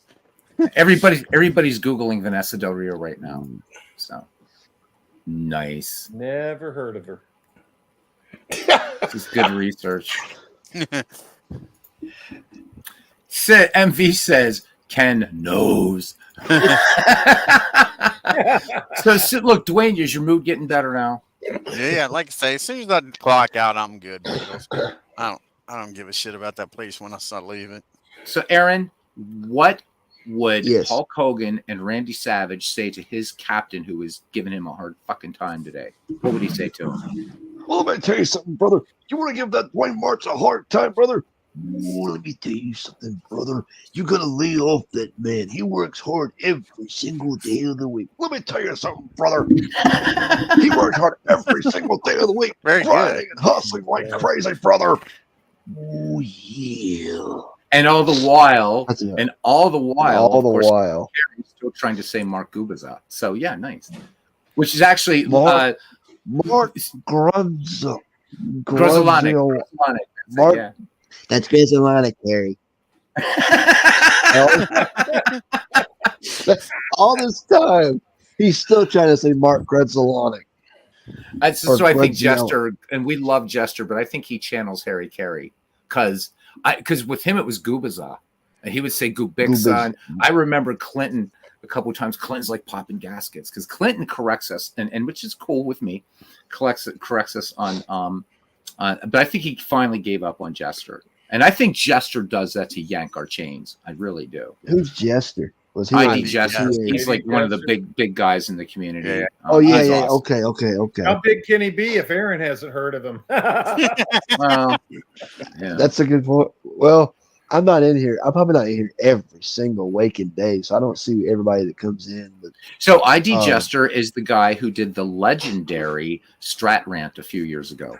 Yeah. oh, That's Rant. He's done play.com. He's went off on play.com. Oh, has he? I didn't see He went that. off on Yeah. APA. Yep. What did he say There about ain't many play? games he left. He went off on History Maker Golf. No. Big Blue. Yep. Went freaking batshit crazy on the first hole and spent an hour and a half to 2 hours bitching about the game instead of playing it. I And love all it Jester. was I was, love him, you know, man. He's have great. you played it? I haven't played it yet. No, I've played the soccer game. It has you have a quality check, and you can get a star, and a closed star on it, and he got this star quality, And Exactly, it was right D-Scott. on the same page he was on, but a little further down, and he couldn't find it. And if you ever heard ID Jester, one of his complaints about game companies is rules. He doesn't understand why they write a fucking huge book of rules and don't do videos. Well, one thing Play.com is very good at, Keith gets on and does a video to show you how to play the game. Now, and ID changes it around and gets the freaking rule book out and blast about how fucking shitty his rule book is, and he should fucking learn how to write a rule book. And Dwayne's using actual. He's using actual ID Jester terminology, by the way, as you guys know. Yeah, it's very entertaining. It's very entertaining, I find. Oh man, he just went off, and I'm thinking, and when he does his war game rants, it's about. This fucking rule book's 50 pages long. Why don't they do a goddamn video? Just do a video of it. Why can't they got YouTube now. You know, the reason they don't do videos is because they might pronounce somebody's name wrong. Yeah, no, it's funny. But my favorite ID rant was when he was blasting Appa, and I agree with him, but he was blasting Appa because they didn't have the team's name on the card. Well, that year they did. It was in a little box, and it was a 3-letter code, and it's in a little square box. And he's cussing and ranting and raving, and somebody finally puts it up to the camera, and they're like, ID, that WSH in there stands for Washington. That's the team they're on. Then ID, in his greatest form that he's in, switches lanes. Instead of blasting that it ain't on the card, blasts for another 45 minutes an hour about how hard it was to fucking find it, and it shouldn't be that hard. That was the same with Stone Cold Hockey. Yes. Goddamn, how the fuck you supposed to blah blah blah? And then somebody wrote in the chat, Stone Cold Jester, the manuals, blah blah blah. Why the hell they put it there? Blah blah blah. And he goes off again, and then Rob exclamation point knows how to turn his. And Jester, if you're catching this later, man, we love you. Yeah, you're awesome. It's great entertainment. We love you for going off, man. You are a legend, Jester. I mean, he is. He is. And it's a rite of passage in this community. I was proud of him, but disappointed on his Strat Max video. He didn't rant. And he even said you guys are going to be disappointed if you came on here to see me do a Stratomatic rant. And he didn't. He gave a few points he liked about the game and a few points that he didn't. Yeah, and Dwayne, he was very, very straight with it. He didn't blast them. Wasn't his main point in the Strat Max video something about if you're using the bathroom and you're trying to play, that's the only reason you want to do Strat Max or something like that? Something like that, Clue. Yeah. Which, I mean, even though you could tell he wasn't a fan. But yeah, I was really shocked because I got home from work. I'm like, damn, all right, this is cool. Jester's gonna go off on Strat Max, and he did. Right. I think I went off on it more than he did, but I didn't get nasty. I didn't get nasty. I just did it through comparison. But that was a surprise. You know, and I hope he doesn't get into that habit. Proud of him, but disappointed all at the same time. Same. I haven't told this story yet, but when I first got out the baseball for Windows for the first time, and I was trying to figure everything out, like where is this, where is that? I almost was thinking about doing a rant like that. It's like, where is the goddamn rename the team button, or where is the little button that says, but I sat down, I looked at it, I'm like, okay, that's where everything is. And if I may, Aaron, if I may, yes. And I don't mean to single you up, this is a good way. So for the guys that are like whining and whinging that baseball for Windows is hard to navigate, Aaron is sightless, and he figured out all the modules. So I'm just leave it at that. It's good not, on you, Aaron. It's not that. I mean, it took me a couple days to get it to figure everything out, but it's like I've got it now. I've had it for. I've pretty much mastered it, I guess you could, as you just said. Yeah. But it's like league. It's fun. As long once you figure it all out, you're gonna have the time of your life. It's fun, and it's a really good baseball engine. So, but I mean, but yeah, like I almost went into a Jester rant, like how the hell are you supposed to know when to so and so and so and so? Now I'll tell you where you could rant. Where you could rant would be out of court baseball. Oh man! In fact, Joe Murray wrote to them, and I think you should write to them as well. I'm thinking It's about like, that come on, too. guys, it's still a text-based baseball game. That's I a mean, good idea. despite the bells and whistles, out of the park What's baseball their email is address? text-based. That's what that's the engine of that game. It's still text-based. I mean, what's their email address? I may have to I'll find it. I'll find it for you. yeah. So Yeah, MV says he can't say the name either. So Red Shandy, if you say it in Dutch, you'll break your jaw. I could say it to you in Dutch, but yeah, I know Al has trouble with that. And we love Al, Red Sox fan too. I've already told you guys, man, I'm shit at German names and I'm shit at Eastern European names. And somebody told me, then you never want to do hockey because obviously lots of Eastern European names, Yeah. Russian names, man. which I'm ashamed because I'm Eastern Orthodox and I'm crap with Russian names. Oh my God, it's terrible. So Shane Dienst, yeah. So you guys, that's the anglicized. That's how you say his name. But in Dutch, it's Schoondienst. so it's okay. So schoondienst. That's how you say it. It's schoon. It's a Let's see. yep. I'm just curiously gonna. Exactly. Bless you, Gesundheit. right. Okay. So MV says he jumped off to blow his nose because I guess he doesn't do that in public. He didn't say, "Oh, my nose." That's okay. Yeah. He just jumped off to blow. He had to add the my nose in. Thank you for clarifying, MV. Right. Because remember, MV was tired the other night and needed more sheep. Yeah, that explains how he got the Sleeping. trades he's been getting. So Yes. Oh, look at Bernie. Look at Bernie. Now, this is why Bernie's one of our patriarchs. So this is cool. On Southwest Airlines flight, hook up to the internet, listen to everything. Really cool. Way to go, Ernie. We have to say, Bernie, we have to say, this is your captain speaking. We'll be cruising today at an altitude of 35,000 feet. So, yeah, Bernie, cool. So Vanessa had better moves. Yeah. SCHOEN. Yeah. So Shane Dienst. So just Shane Dienst. ENST. Yeah. Good grief. Yeah, but who's so the guy? I tell you, the person, not a baseball player, but the person who shot William McKinley. I still can't pronounce his last name. It's Leon. Get Big Clue. You want to give it a try? I'll type his name in the chat. I can't say his name. What is it? In 19. Oh, he's off blowing his nose too. Who shot William McKinley in 1901? Oh, I can't say his last name. It's Leon S. Leon. It's Leon Czogolz. Leon Sol. Yeah. Leon Yeah. Solgast. Yeah, can't say his name. It's an Eastern European. So Leon Solgast. He was the one that shot William McKinley. Well, I know who it was. I just can't say his name. So yeah. Yeah. I think it's pronounced Leon Skolgast. Well, he's dead anyhow. So he's dead anyway. So yeah, they executed his ass. That's like that'd be like reading a Samoan F-ball player name or something like that today. Right, but Dwayne, pronounce that last name. That's my point. I know how to say it, but I can't pronounce it. I thought you wanted it in the chat, so right. Yeah. So I'm glad he didn't play baseball. That's worse than Shane Dienst by light years.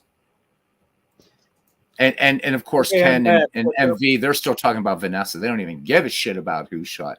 Even they don't even care who shot JR. So Carlos is fixed. He's going to call Leo instead of trying. So how do you say Leon Shogosh is what? How do you say it? Shogosh is how they told me to say it on the internet. Shogosh. Shogosh. So almost like you say Shoal. CHOWL. Oh, Zolgos. Yeah, he's the guy who shot McKinley. Is that an athlete? Is there an athlete with that name? No, this is who shot William McKinley. Yeah, that's who shot William McKinley. Is right. Yeah, right. Zolgos. No, MV, you're on the broadcast. Okay, thank you. I just have to, sort out my nose. Yeah. I will call him Leo instead of trying. Did you do any cricket today, MV? I'll do a quickie for you. Now, after the broadcast, well, I know Bernie's on a plane, isn't he? He's doing the World Series, so I'll quickly whip one out for you, Dwayne. Whip what out? What are you whipping out? Not on this channel, you're not. Oh gosh, Bernie, so dirty. MB, Bernie, you mentioned this Don't the other listen, day. Bernie. You need He's to gonna go whip watch it out on the plane for you, Bernie. Envy, you need to rent Blazing Saddles. You mentioned. I hadn't will seen do. it. I will do. I Yeah, have not watched after it. that quip, you really need Nice, to go John. watch it. Oh, I like old CW. What whipping Claudel. it out or a quickie? MV still has Vanessa on his mind. Okay, I know what you're Alright. talking about. She's a I've fire. All right, seen I'll the tell you Blazing what, Saddles. MV, I'm gonna up your Vanessa. All right. Oh, you're gonna have to go really good for that one because she's a Oh, Hall of Famer. yeah. Well, I'll tell you It's the what. Hall of Fame. All right. So I gotta Ken knows find- what I'm talking about. well, you will hear in. Let me see. Gotta find a. Oh no. Oh yeah. So Do we I have should an- just type. I should just type her name All right. in chat, maybe. Okay. But Yeah, Let me see if I can find it. I'm sure, Let me- I'm sure Ken will recognize.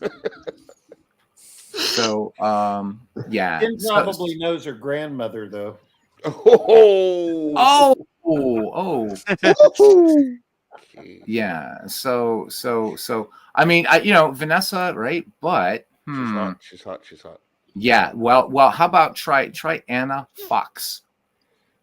Sorry. Ooh. Anna Fox. Anna FOXXX. FOX. I'm impressed with the name Three already. FO3 X's. Anna Fox. Well, I'll bet she Fox. is triple X. Yeah. Bet you So can. I'll see your Vanessa and raise you an Anna Fox. The name alone has intrigued me. Oh, Isn't man. Jimmy Fox spelled with 2 X's? Yeah, but we're talking about Jimmy sorry, Fox I- has 2 X's. Good But for you, Anna, Aaron. Priorities. yeah, but Anna deserves another X when you see her picture. I She will definitely does. Beatles. I will have to do some independent research to confirm your. All right, Your everybody's opinion. off. Everybody's off. Yeah. Anyhow, so this has been fun. So happy birthday again to Aaron. Thank you. Birthday, Aaron. Thanks, Happy fellas. birthday, Aaron. Happy birthday. Thanks, fellas. Well deserved. Well deserved. Well deserved. I've been with this crew for what, a year now? A year. Almost About a at year. almost a Oh, year. geez. Now I got to look at Ashlyn Gear. Okay, hang on.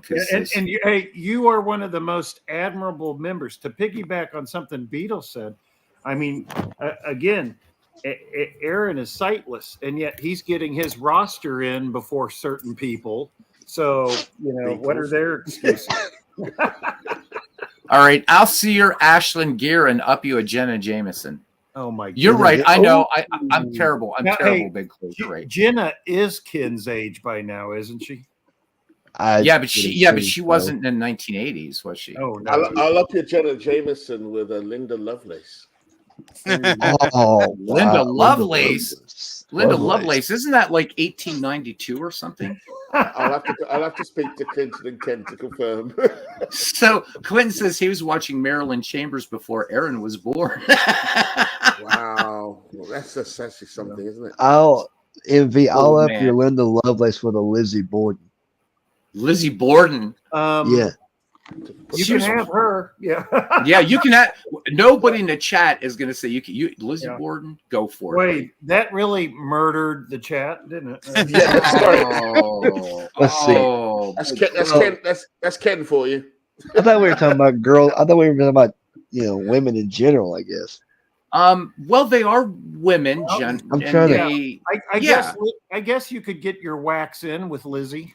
That's true. Oh, Big Clue. Oh, jeez. Big Clue, have you no Oh. mercy.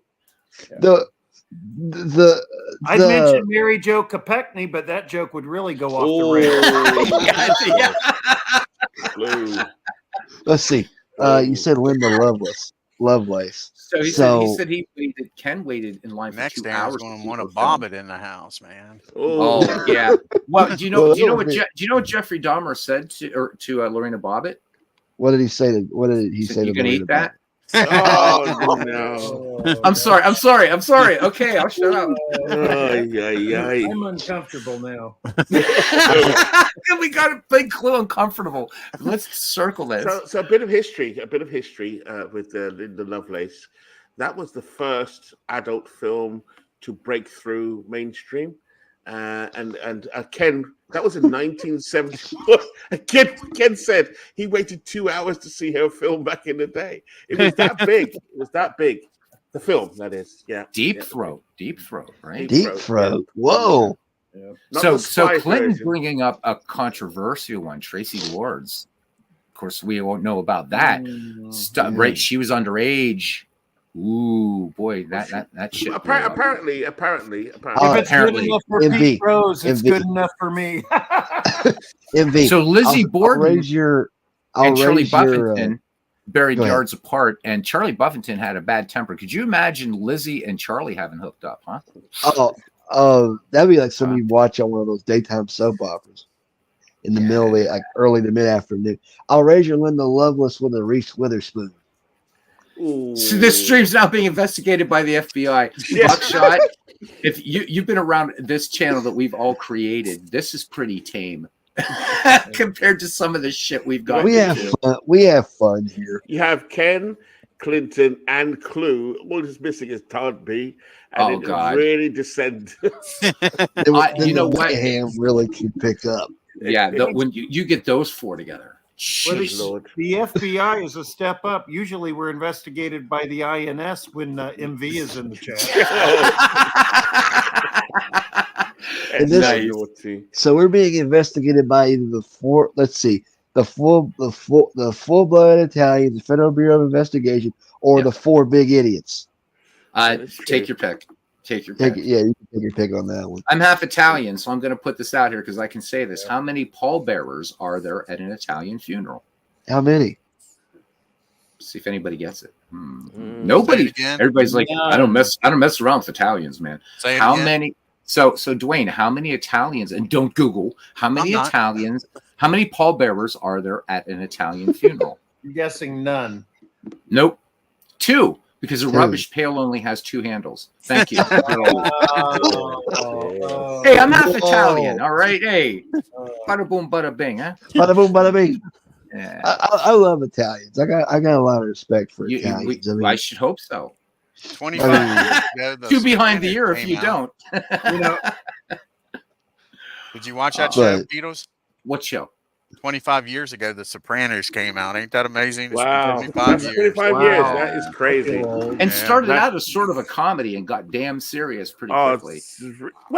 it's black humor. It's amazing. It's just amazing. It is, but it's also really, really accurate, not only from somebody that grew up around that, but if you listen to Michael Francese's channel, he talks a lot about The Sopranos and how Oh, accurate yeah. the Well, if show you got is. Max Go, they're showing 25-year anniversary things, and they're interviewing the FBI agents, and they're like, we always wondered what 2 mobster families they was talking to in order to get the details right. I think one of them was the DeCavalcantes Yeah, from that's New correct. Jersey. In fact, a lot of their stories are very similar, aren't they? Yes, Beatles? yeah, and they were a nasty, nasty family, the DeCavalcantes. Yep. Well, they argued about the second episode after you start to like him in the first episode, and then the second episode he already goes out and he kills a guy. He kills You know, a they're guy. like, and it's we like just get them to like him, and now they're going to hate him. They're like, they're not going they're to. gonna hate him He's- again. Yeah. He's going to kill that guy because he's a snitch. That's when he takes what's the girl's name to college to look at the college and sees that rat and goes back and Yeah. kills him. Yeah. But like they're going to like him because he's a snitch. They're not going to feel bad for that guy dying. Well, see, the thing is like, you know, and this is usually something too, Buckshot. We do end up talking a lot about because a lot of mobster film fans and stuff like that, people here. So while The Godfather, there is some accuracy about it, and Francese talks about it. You're looking at it at the higher echelon, but the problem is, if you've seen that documentary, The Offer, which is on Paramount Plus, the actual Cosa Nostra. And don't make the mistake of putting the law in front of it, because that's FBI being stupid. They just called it the hour thing. It's just Cosa Nostra. But Cosa Nostra. so what it was, right, was Joe Colombo, who was right. He was the one. That's why you don't hear the word mafia said in the first Godfather movie. He said it can't be there, and this has to be taken out, and da da da da da. And so that movie kind of almost didn't get made because of the Colombo family. Of course, Joe Colombo ends up getting shot. I love That was his down to his own hubris, him getting shot. Oh yeah, absolutely. You know, the Italian Civil Rights League and whatever. But yeah, but you had, but what The Godfather brought was this kind of romanticization of the mafia, and so right, The Sopranos are playing against that, as were other movies like Goodfellas and Casino, right? Because because in The Godfather, right, for as violent as Santino Corleone is, right, he still seemed honorable, right? Yeah. As cold as Michael Corleone was, but that's why Francis Ford Coppola wanted the third movie, because he wanted Michael to be and it happened. With the Godfather books, didn't they're violent. Oof. But Mario Puzo, didn't he license after he died? His family licensed another writer to continue the story, and I think there's another film. Yeah, his name's Mark something or other. I can't remember. Sicilian. Yeah. I think it's called The Sicilian. That's quite a popular book, and I think that's a real good book. The Sicilian. Yeah, it's a real good book, and it predates the Corleones. But yeah, pretty good. It's real good. And the reason there's not a Godfather 4, they started writing one, and Puzo died, and Coppola doesn't want to work with any other writers. But I mean, you have this God, and all those guys are like, you're like, Michael's cool, and Sonny's doing what's right, and well, then there's Fredo, but whatever. Fredo's a great character, though. Fredo's still a great character by a great actor, John Cazale. Every movie he was in was a big freaking movie. Deer Hunter, Godfather, Dog Day Afternoon. Yeah, John Cazale was a great actor. Died too young. Very good actor. So Buckshot said and quoting Mo Green from Godfather, he said, "I was making my bones when Aaron was going out with cheerleaders." Yeah, we got to put that up there. Thank you, Mo Green, who of course is cheerleaders playing off of Bugsy Siegel. Do you know a character in The Godfather? I think it's 1 and 2. That hardly says a line. But in the books doesn't get too much lines, but he's a great character. Albert Neri. Al Neri. He's in all three.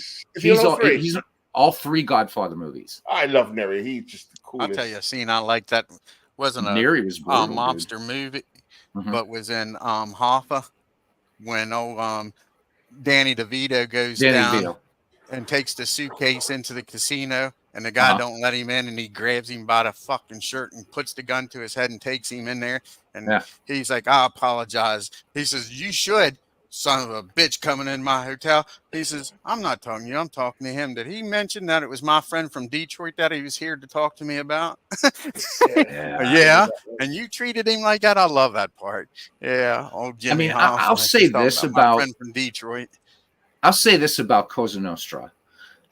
Compared to what's out there now, is when they were in charge of Las Vegas, you could walk the streets safely. Comparison to now, go off the strip at night, man, you're dealing with Crips, you're dealing with Bloods, you're dealing with Latin Kings, all that stuff. I'm not trying to lionize them, because they kept it relatively safe for business. It wasn't because they cared. They wanted people to be safe in Vegas. They wanted people to be safe in Vegas so that they would just spend more money, not only at the big casinos, but all the sawdust joints, right? Yeah. But they did keep things in line. I'll give them that. Got to give them that. Similar to the freaking USSR. Right. We kept all those small factions together because they feared the bigger power. Mm-hmm. So then when you split them all up and you got all these little powers with a lot of good equipment, and you're like, Jesus Christ, what did we create? We got rid of one big monster and created 5 or 6 decent sized monsters. Oh yeah. Same thing with the gangs. Like you're saying, you had one huge gang that you feared, and now you got 6 or 7 decent sized gangs that you got to worry about. Same thing. That's MV's argument, right? You take MV out, 4 or 5 smaller bad guys. Oh, I know, because MV's the paragon of virtue. We know that, right? Anyhow, guys, this has been a lot of fun. I missed being on here with everybody. So, Dwayne, tonight, game 1 of the 1961 World Series. Warren Spahn versus the chairman of the board. So that's going to be about 8:00. Memory Eternal, Abe Vigoda finally did pass. There was that thing going around, even Abe Vigoda knew, a few years ago. No, I'm still alive. The best lefties in 61 going at it. Yeah. So that's going to be great. Legend Sports Universe telling us earlier, guys, that he's working on the rookie ratings and stuff for season 3 of the FSBL. So glad he didn't. Let's go Giants. Yep. So there's that. We've got, of course, Field of Dreams coming up here soon. Steve's on a little vacay, but we have one of the commissioners in here, which is nice. He's And out with MV Mick. really kind of, too. And it's not Mano NV. He's out seeing Mick. Without seeing Nick. So definitely make sure, and everybody that hangs out in the Discord, guys, if you're part of the Discord, you got Buckshot. It's really active in there. Of course, Mike Silva is there. David Lando is there. Jamie, which Jamie, we're going to be doing a whole thing. I'm going to get Jamie on here and interview him sometime on Sports Gaming Journal. I do want to do that. What's that? I need you to design me some thumbnails for that history of the World Series. Okay. Yeah, some 1905, 1906 thumbnails. Yeah, be glad to. Yeah, because we can talk. We can talk in the Discord. Let me know what you want. Yeah, I get to a certain year, and I think it's not until like the 70s then they start having official logos for the World Series. But yeah, I'll create some. Then. Yeah, I'll do some for you. I'm honored. Nice to have, because that's what I'm struggling. Yeah, I was kind of rooting for the Reds to make the World Series so I could use the actual 61 logos for the World Series, but the Braves screwed that up. So I'm trying to figure out how to do a nice thumbnail for him. I think I got one. Just okay. Yeah, I'll be glad to, man. Yeah, and you won't even be any copyright on them. They're yours to use. What's that? Just a quick one. I saw in the chat in the Discord that Replay Baseball is on sale on Steam. Is it? 15%. Wait, I'll tell you something else. Replay Baseball MV that you like on Steam. I think that David, yes. F1 Manager's on sale. MV. Wait. Replay Baseball on Steam? No, I'm saying that F1 Manager's on sale for Steam for $16. No, I think what Beatles is asking is what I was saying just before you, Dwayne. From what I was reading on the Discord, unless I've read it wrong, which is possible with my current state, that Replay Baseball's on sale. Maybe he said Steam, but it's not Steam. But it's on sale, 15% off. Oh, okay. I was going to say I didn't think they were on Steam. So. Yeah, I didn't think they were on Steam, but it nice did say Steam. But at least it's on. Here we go. There is an unadvertised sale of 15% off any season. In PC Replay. I got a refund after purchase. It's not much, but it's something. David got $49.54 67. Better than nothing. Yeah. Snag it, guys, because APA doesn't do sales. So yeah, if you're a PC replayer, you would get pissed off. You bought all them seasons. Now they're on sale. Yeah, right. You know what? It'd be really fun to do a follow-up. I'd love to get a couple people who play PC Replay Baseball and say, okay, John Herson said that people, wrote that people don't like sales because they'll get pissed off. I mean, so how many in the PC Replay community are pissed off right now? Let's be honest. If I bought the game, the season on Monday and Tuesday, it's on sale, I'm pissed off. Yeah. Yeah. But if you bought it a month ago, are you going to be upset? Right. Yeah. It's like it happens. Right. And you know what, Dave Cook, by the way, I wanted to ask you guys before we close this off. I didn't get a chance to see it yet. Has anybody caught the Saber Dave Cook video yet? Yeah. Is it good? Is it good? Yeah, it was good. Steve and I were in the chat with him. So, oh, wow. How was it, man? Was it good? They spent some time talking about how he got into baseball and growing up and what made him start doing the games. And then half of it was Q&A, answering questions from the chat. It was pretty good. Dave was excellent. I would have loved to have asked him, but he's not going to answer it. But I want to. What's your favorite sport? I don't know if anybody asked that. I'd love to know because I've seen you guys play the other sports that he does, but it seems to me that this is like the most fleshed out, marquee, just amazing of his the ones first that he does. game though was a football game. Was it really? Yeah, really. I was surprised. I was surprised to hear that. Yeah. Wow. So I'll get you the link, Beatles, to the Okay, video. so that's correct. I had the original early versions of the action football. The baseball came a good few years later. That's correct. Yeah, actually. Wow. I bought the football before I got the baseball. I bought didn't the like the football to baseball. join a league. I've seen the football game, and I remember I think it was Al Red Sox fan. He was saying, "I wish they would do more with photos or do more with some animation." Yes. But I think the action PC baseball game is kind of I've watched you guys play that one, and that one's like when I watch that, then it reminds me not to complain about the chalkboard on this one. That one's weird to watch. Which one? It's hard. Action PC basketball. Oh, I love that one too. That was the one I loved the most first. But it's weird to watch though, because the players just kind of boop, boop, boop. Right? It takes a bit of immersion, getting the photos in and all that stuff. But it is. I mean, that was the one I was addicted to in 2014, 15. I remember the year because I had to quit work, and I was just like loving it. Nice. No, I mean, I know a lot of people. Dave Little loves it, and he's like the voice of basketball in our community. Yeah. So football was in base. John DFW says that football and baseball are Dave's favorite sports. Cool. And Buckshot saying that he was playing Action PC football when it was on a floppy disk. Holy moly! So that's been on a long time. It's been a long time. Well, Steve shocked me. I mean, I didn't know about Action PC baseball to like 2016, and then I'd found there's a 2007 version, but Steve tells me it goes back to like the early 2000s. I never knew that. I definitely the football goes, but I remember playing 2nd and 10 and loving that, and still think that's the best of the lot. And then I got Action Football. Hey, Louis. Just didn't really enjoy it as much, but now Action PC football is still pretty good. But I still take 2nd and 10 any day. Yeah. Okay.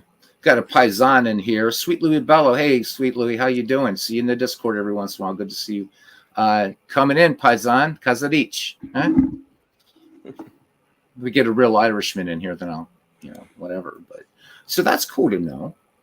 I definitely do want to check that out. Big clue. I'm a Sabre member, but I just didn't, the last week's work sucked. I didn't have a captain picking on me or anything, but it just sucked. Also, another announcement, Beatles, most people know, but just in case you didn't, Baseball Mogul has 3 seasons right up until 2021 now. He's made the game free. So I'm curious to see what his next move is. The newest version of Mogul? Up to 21, I think it goes to free. Oh, yeah. He's been doing that for years.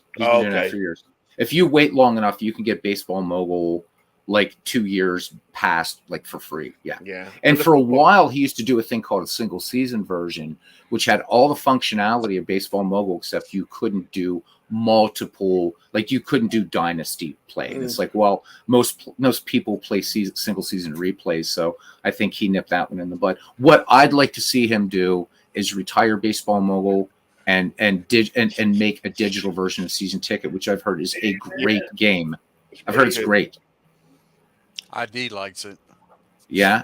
Well, if ID likes it, that's actually huge. No, and apparently it's good. Apparently it's good. What's that? Apparently it's good. The game that I think he should spend more time on digitally is actually the football game. I think that's got huge potential. His football game. It's simple, but even when you play a game like, playing all the plays, it's pretty visual, pretty good. I do like it a lot for its speed, the customization, and the results. But and the drafting, it's all there, but it doesn't sell as well. So interestingly, as much as until I found out that he's such a douche toward Marcus and out of the park baseball. That's the sad part. So yes, Louis, let me get this. So he says, does anyone have permission to just pop in Discord and play a game? Yeah, go for it, man. That's what it's there for, Paisan. Do it. Yeah, that's why it's there, for people to play. Just play, have fun, man. That's what it's for. But with back to, I don't want to think I'm calling Sweet Louis a douche. I'm not. He's Paisan. But no, I mean, so Clay, right? Being like, and in fact, did you guys see? Was that Big Clue? Did you share that with the community about how Clay? It was Legends that shared it. No, the social media post. No, that wasn't me. So guys, it was Legends. So Clay apparently goes off on Out of the Park baseball and how awful it is, right? His latest post, which it is accurate, was complaining about how accurate it is. Well, no sim should be blah, blah, blah. And it's like, are you serious? But so I used to buy Baseball Mogul every year until I found out what a douche he was toward Out of the Park baseball. But interestingly enough, the 1967 project, Baseball Mogul did a hell of a job, and that thing has problems with season replays. It did a pretty good job. Yaz won the Triple Crown, and that's the only one that I've done so far, the baseball sims that I've shown, that he has won the Triple Crown. Yeah. The only one. It's been Baseball Mogul. Crazy, huh? I haven't told this story before, publicly, but 15 to 20 years ago, Mhm. I was a beta tester for both Mogul and OOTP in the early years. Oh, wow. When Clay Right. found out that I also beta tested for OOTP, he told me I couldn't beta test for him anymore. Why not? Can you share that? He said, well, in his opinion, it was a conflict of interest. It was ridiculous. So after that, Really? I stopped buying his damn game. That's bullshit. In fact, I think you'd want a beta tester who's a You would hardcore too. baseball fan and is beta testing for 2 different games, You right? would Why too. not? Yeah. But That's bullshit. Come on, there's people out there that beta test Diablo and beta test Path of Exile and Last Epoch, for instance. I would welcome that. he has a serious chip on his shoulder about competition, apparently. So Yeah, and he hates out of the park baseball. And it's Yeah. like, dude, just man up. Man up then, you know? Put out a better product. put out a And you know better- what? Marcus went out there and got the MLB license, and you know, for whatever that entails, and built a damn fine baseball simulation. And just like Action PC baseball, it gets better every year. Baseball Mogul is the same game. That this year, last year's edition, all they added was you can pick 2 teams and play 1 to 7 games against each other. That's it. Come on. Yep. There's Legends. Hey, Legends. Legends laughing about that. It was Legends that shared that. And Clay's bitching about the accuracy now of a replay and out of the park Too baseball. It's like, are you an idiot? Are you truly an idiot? Yeah, because it kicked his ass. It says Legends. That gets a comment. It kicked his ass. Nice. Legends gets them all the time. I didn't know that, but now, man, no more. It's just like, are you crazy, man? There's competition, you know. So says is it for little D energy. Yep. I think we're blessed to have so many great or very We are. good centers. An era where the last 20 years has developed, the games have developed more and more and more. And of course, sadly for Clay, he was an early one, and Yeah. he's just dropped off. You know, competition squeezed him out. He just has to do a better product, or move on. Really. Well, the thing is, you know, he was one of the, I don't know how big of a part he played in, but he was involved in old time baseball. Yeah. Yeah. Pro And whatever. which is a pretty good game. And for its time, it was amazing. But I don't wish him ill. It's like, okay, you know what? I'm glad season ticket baseball. Everybody I've talked to who played it, they said it's expensive. The seasons are expensive, but the game's excellent. And this is coming from hardcore cards and dice chuckers, right? So good for him. But now, you know what? Instead of bitching about out of the park, just retire Baseball Mogul and start something else, or bring season ticket into the digital realm. Build a better mousetrap, right? Yeah. Build a better mousetrap. If you think Marcus's game is so bad, then beat it. Right? I mean, isn't that what you do? But, you know, Envy, you're right. Think about this, guys. For all of us that have been playing, well, computer baseball sims, okay? We know it's excellent for cards and dice, all the great stuff that's out there.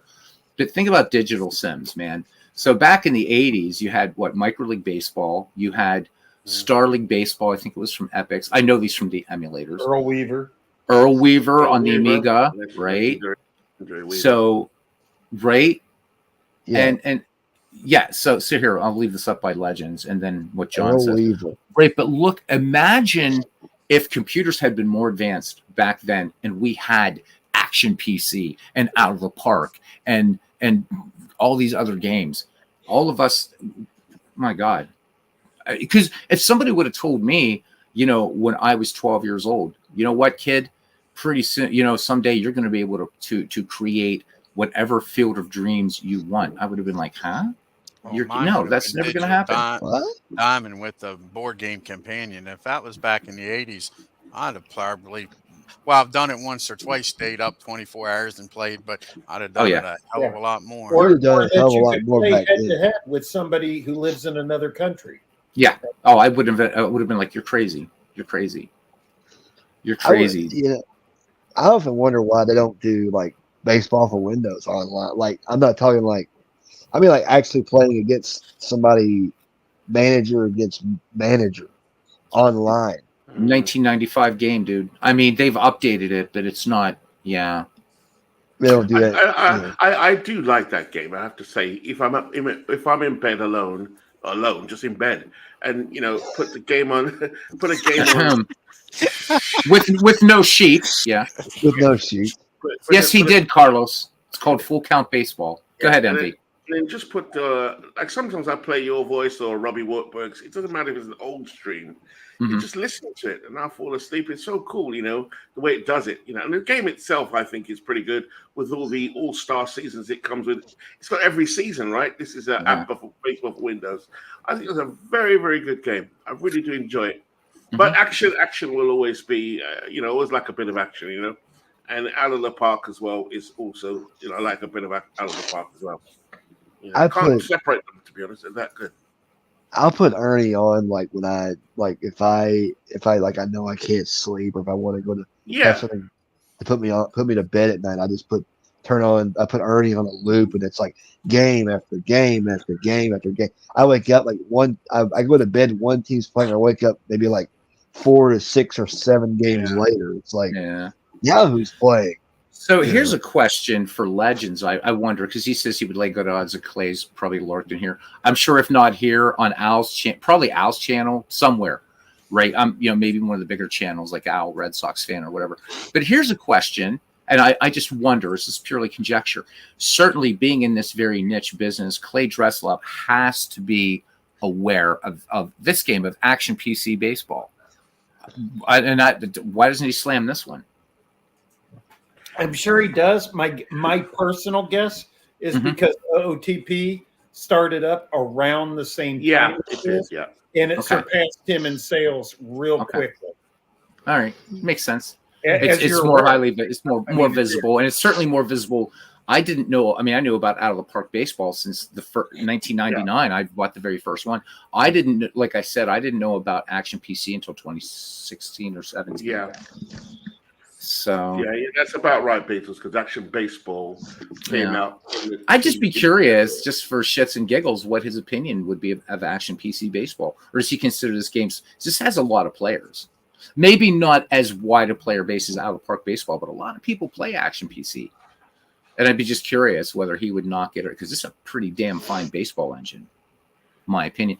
And I wonder what he would say. Legends. So, okay, yeah, right. Doesn't do the business, get the press.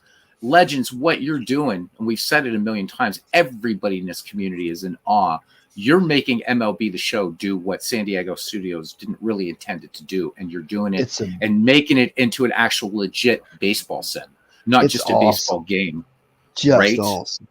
And I just wonder what he would think of it. I'll bet you he would have a field day. Yeah, it was rah, rah, rah. Yeah, but look what it's doing. And look at the season that like Rube Waddell had last year, or look at how these guys are playing. They're playing better than in your so-called all-time greats league, and you're a pure baseball sim. And that game, the show isn't. The show was supposed to be a Twitch game at first, really, right? And look what Legends is doing with it, man.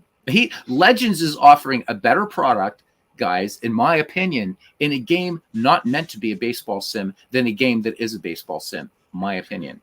What do you think? That is crazy. Yeah, I think he's done a great job with it. But it's amazing. And I'm not being a kiss ass here, man. It's a great. What he's doing is great, and he's outdoing a game that's a baseball sim. I tell you what I've enjoyed as well. He's very good with the way Legends has got this out to everybody, whether it's MLB The Show or the current football season, because I get it on my algorithm now. Mm-hmm. So it'll show like a 10-minute clip of what's going on. I'm like, wow, I've got to see that. Tim Brown was the last one I saw in my algorithm. Let me go and see that. So I love the way he's used both games, the Madden game and the MLB The Show, and used his all-time greats. And also don't forget the way he broadcasts the game itself. With brilliant. His own voice is superb. It's superb.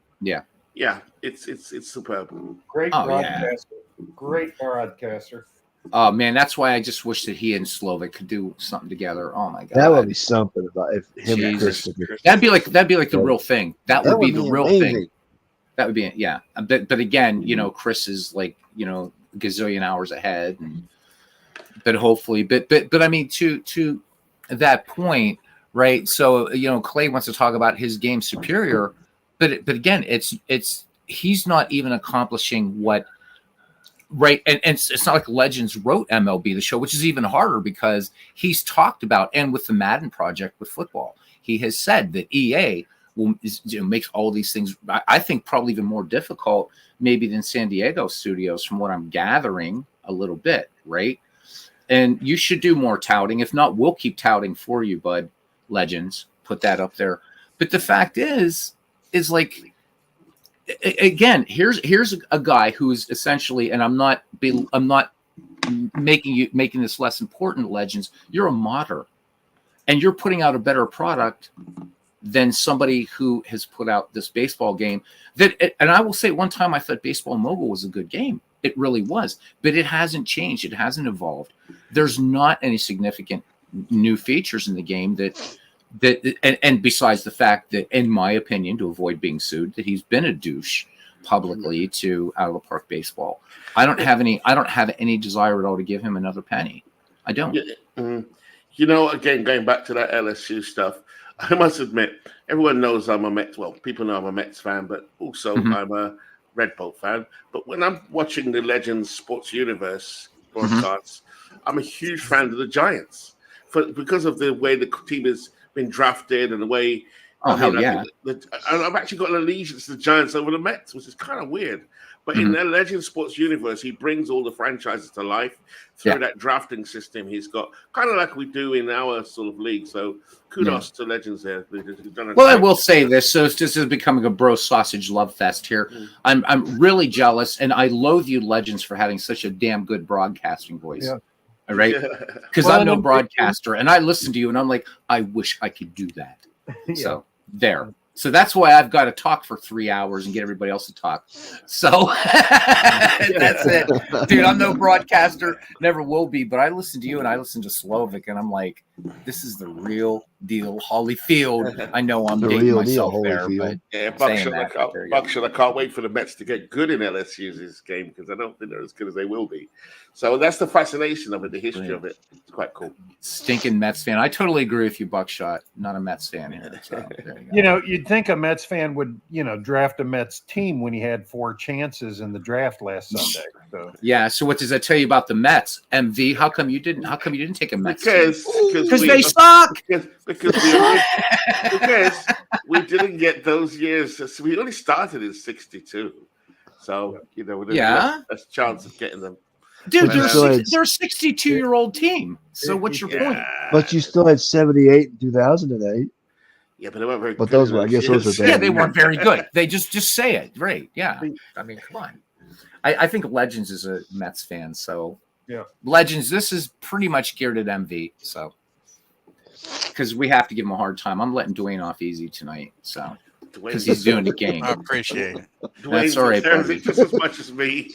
Oh, don't drag me down there, MV. Come on now. MV, look at the screen here, my good friend. Look at this. Legend says he's a Mets fan. He drafted the 08 Mets. Fair play. That shows the integrity of his league, I have to say. Fair play. Dude, you're the last person to talk about integrity. Really? That's Dwayne. Oh, nah. No, I'll get Dwayne later. I didn't sit there and tell somebody that I wasn't going to draft the 04 Pirates. Oh, now Legends is having to go at me. Oh, nice. A Pirates fan saying the team sucks is kind of like being called short. Oh, Legends. That's Dude. That's the way to punch back. That's it. You know what? He's a New Yorker, so I'm not even going to listen to it. Dwayne, you could make it up to him by trading Wagner to him. Sure. He's not going to trade Wagner. Did Dwayne get Wagner before? Yes. What's the story there? Every fucking league that I get involved in this community, and that's right, I dropped the damn F-bomb. I can't get Hannes Wagner to save my life. Damn it. First, Robbie Wartburg. Doesn't know what happened. Robbie Wartburg, and then you, Mr. Martz. Eagles, I gave you a chance. You had it. You didn't give me any fucking chance. Like I stole him. I didn't take. Yes, you did. I You didn't take even before you, Beatles. You had to pick before me. dude. You had to pick before me. I couldn't believe when you picked. Yeah, because you guys thought I was going to take a dead ball team, you bums. Yeah, I know. Right, sure. You can blame whoever took the 78 Tigers. Okay, but Dwayne, if you knew, because I'm a Pirate fan, right? And these were back when the Pirates were good, 1904 and 1978, damn fine team, 78 Pirates. Right, I thought you was going to go 04 and then 78. But yes, Carlos. If you would have been a decent guy, you would have said, well, maybe Beatles would want him in round 2. I thought you was going to go 04, and I even warned you, Beatles. You didn't warn me of shit. I did warn you, Beatles. I don't like picking around you, Beatles. That should have gave you a warning. That warning shots was fired. Bite me, Clue. What? I had to say bite me, Clue, because he's agreeing with Legends about Pirate fans. Beatles, I agree with you. No. I was agreeing with Legends about Robbie is still MIA. Okay. Well, yeah, that too. Robbie is still MIA. I agree with you, Beatles. I know bite me, Clue is your default reaction, though. So that's fine. Anything big, Clue, bite me, Clue. Wait, are you agreeing with me on something, MV? Yeah, I'm just shocked that he didn't let you get honors. That's all. Yeah, he's agreeing. Now I'm dealing with. I'm just as shocked that MV didn't let the 16. You know what? Fall to Dwayne. Exactly. Both of you are wrecking me head. I'm done with you. I'm through with he you. was taking the 08 Rangers. I did take him in round 2. Beatles, we have another entry. Carlos, would like to join the McGreevy League. But look what he says. Look what he says. Just to get me all wound up. Hopefully, I get Wagner and McGreevy. Damn you! He's my favorite player of all time. You guys are like, yeah. Everybody's getting Honus Wagner, but you.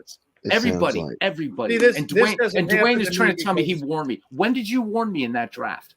I warned you before the draft. Before the draft doesn't. I don't like picking after you. That's what I said. Oh, and I'm supposed to. So what I was supposed to from that, there was an inference there that you were going to steal Hannes Wagner. Really? There should have been a idea that. You sound like my girlfriend. We just had a fight about this, hanging shit on me. What? You have to explain to your girlfriend. What team would March want that I want? That's what you should have done. But why would you even want Why would you want the 1904 Pirates, dude? Because I was looking for middle infielders. Well, there's other teams that have them. Braves didn't have the Braves. Oh my God. Now Carlos. Carlos, dude. Well, ouch. Oh, dude. Oh, damn. Yeah. Take a Wagner cigarette card over having him on your team? Damn. What Hondas do to you? Does he owe you money?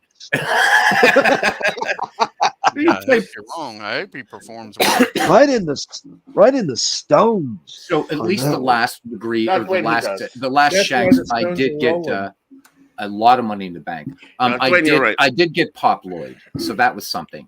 Pop Lloyd was, and that's Pop why Lloyd this doesn't happen to me, Beatles. My favorite player of all time is a Negro leaguer. So, who is it? By the way, just Josh Gibson. Yeah. So he's going to be on Toronto. Toronto Blue Jays got him in Legends coming up. Season 3. We're going to see Josh with the Toronto Blue Jays. That's going to be awesome. Very excited. Jackie Robinson's going to be in the league now, finally, too. Just to say for Dwayne, because he was worried that maybe Holness won't perform well.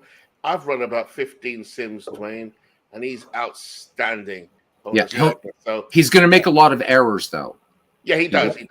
He's definitely even with being a 9. Good pick, Dwayne. Good pick. Yeah. Even with being a 9, he still makes a lot of errors.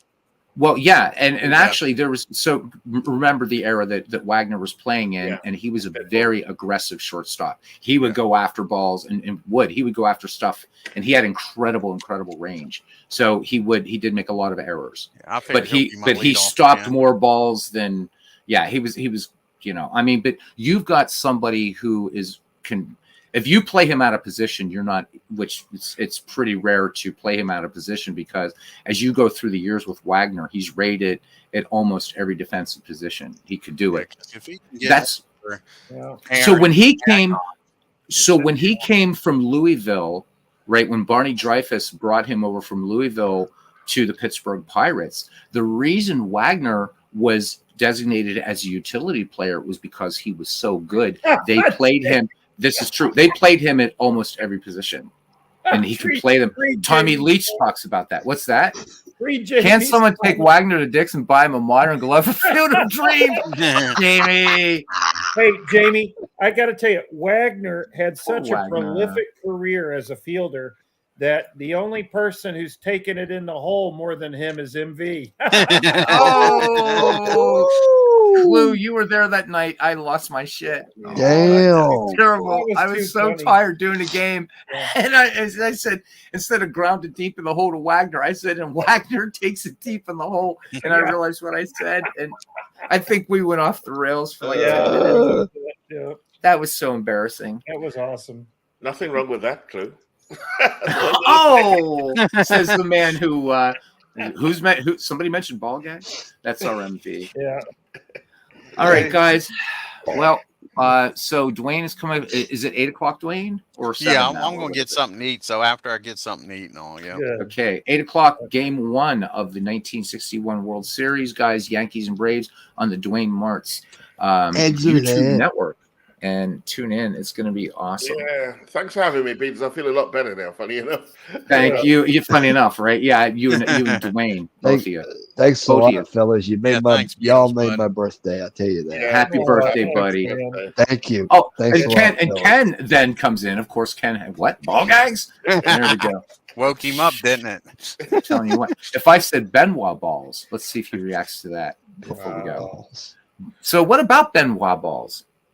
See, now Ken's not going to say anything. He's going to leave me because he's going to say, all right, you Dago Irish bastard. I'm going to leave you and then watch YouTube get me for saying Dago.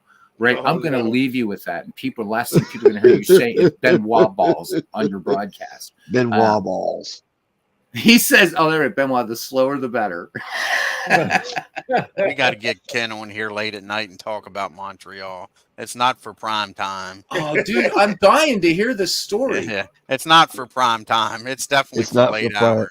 It's like the after midnight crowd. Exactly. It's not even a late show. It's the late late show. Or if you're up later than that, the late show or the late show. All right, I want to thank Big Clue. Thanks for coming on. And guys, MV and Big Clue, thank you. All right, Dwayne, we'll see you at your game, man. MV and Big Clue, thank you for answering the Action PC questions that came your way today.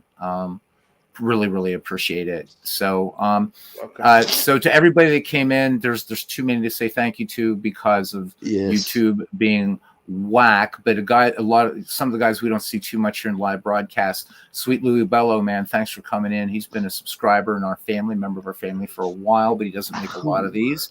Clinton, we don't see him. We don't see Clinton enough. So, got to say thanks to Clinton and to everybody else. Bernie out there in your flight, Pib 99. My paisan, thank you, buddy, and everybody else. You guys are awesome. And catch that game 1 tonight. And once again, a big happy birthday to Aaron Reed, the baby of the family. Thanks, fellas. And all right, guys, I really appreciate it. Till next time, see you around the batting cage and see you at Dwayne's game around 8:00. See y'all. All right, bye.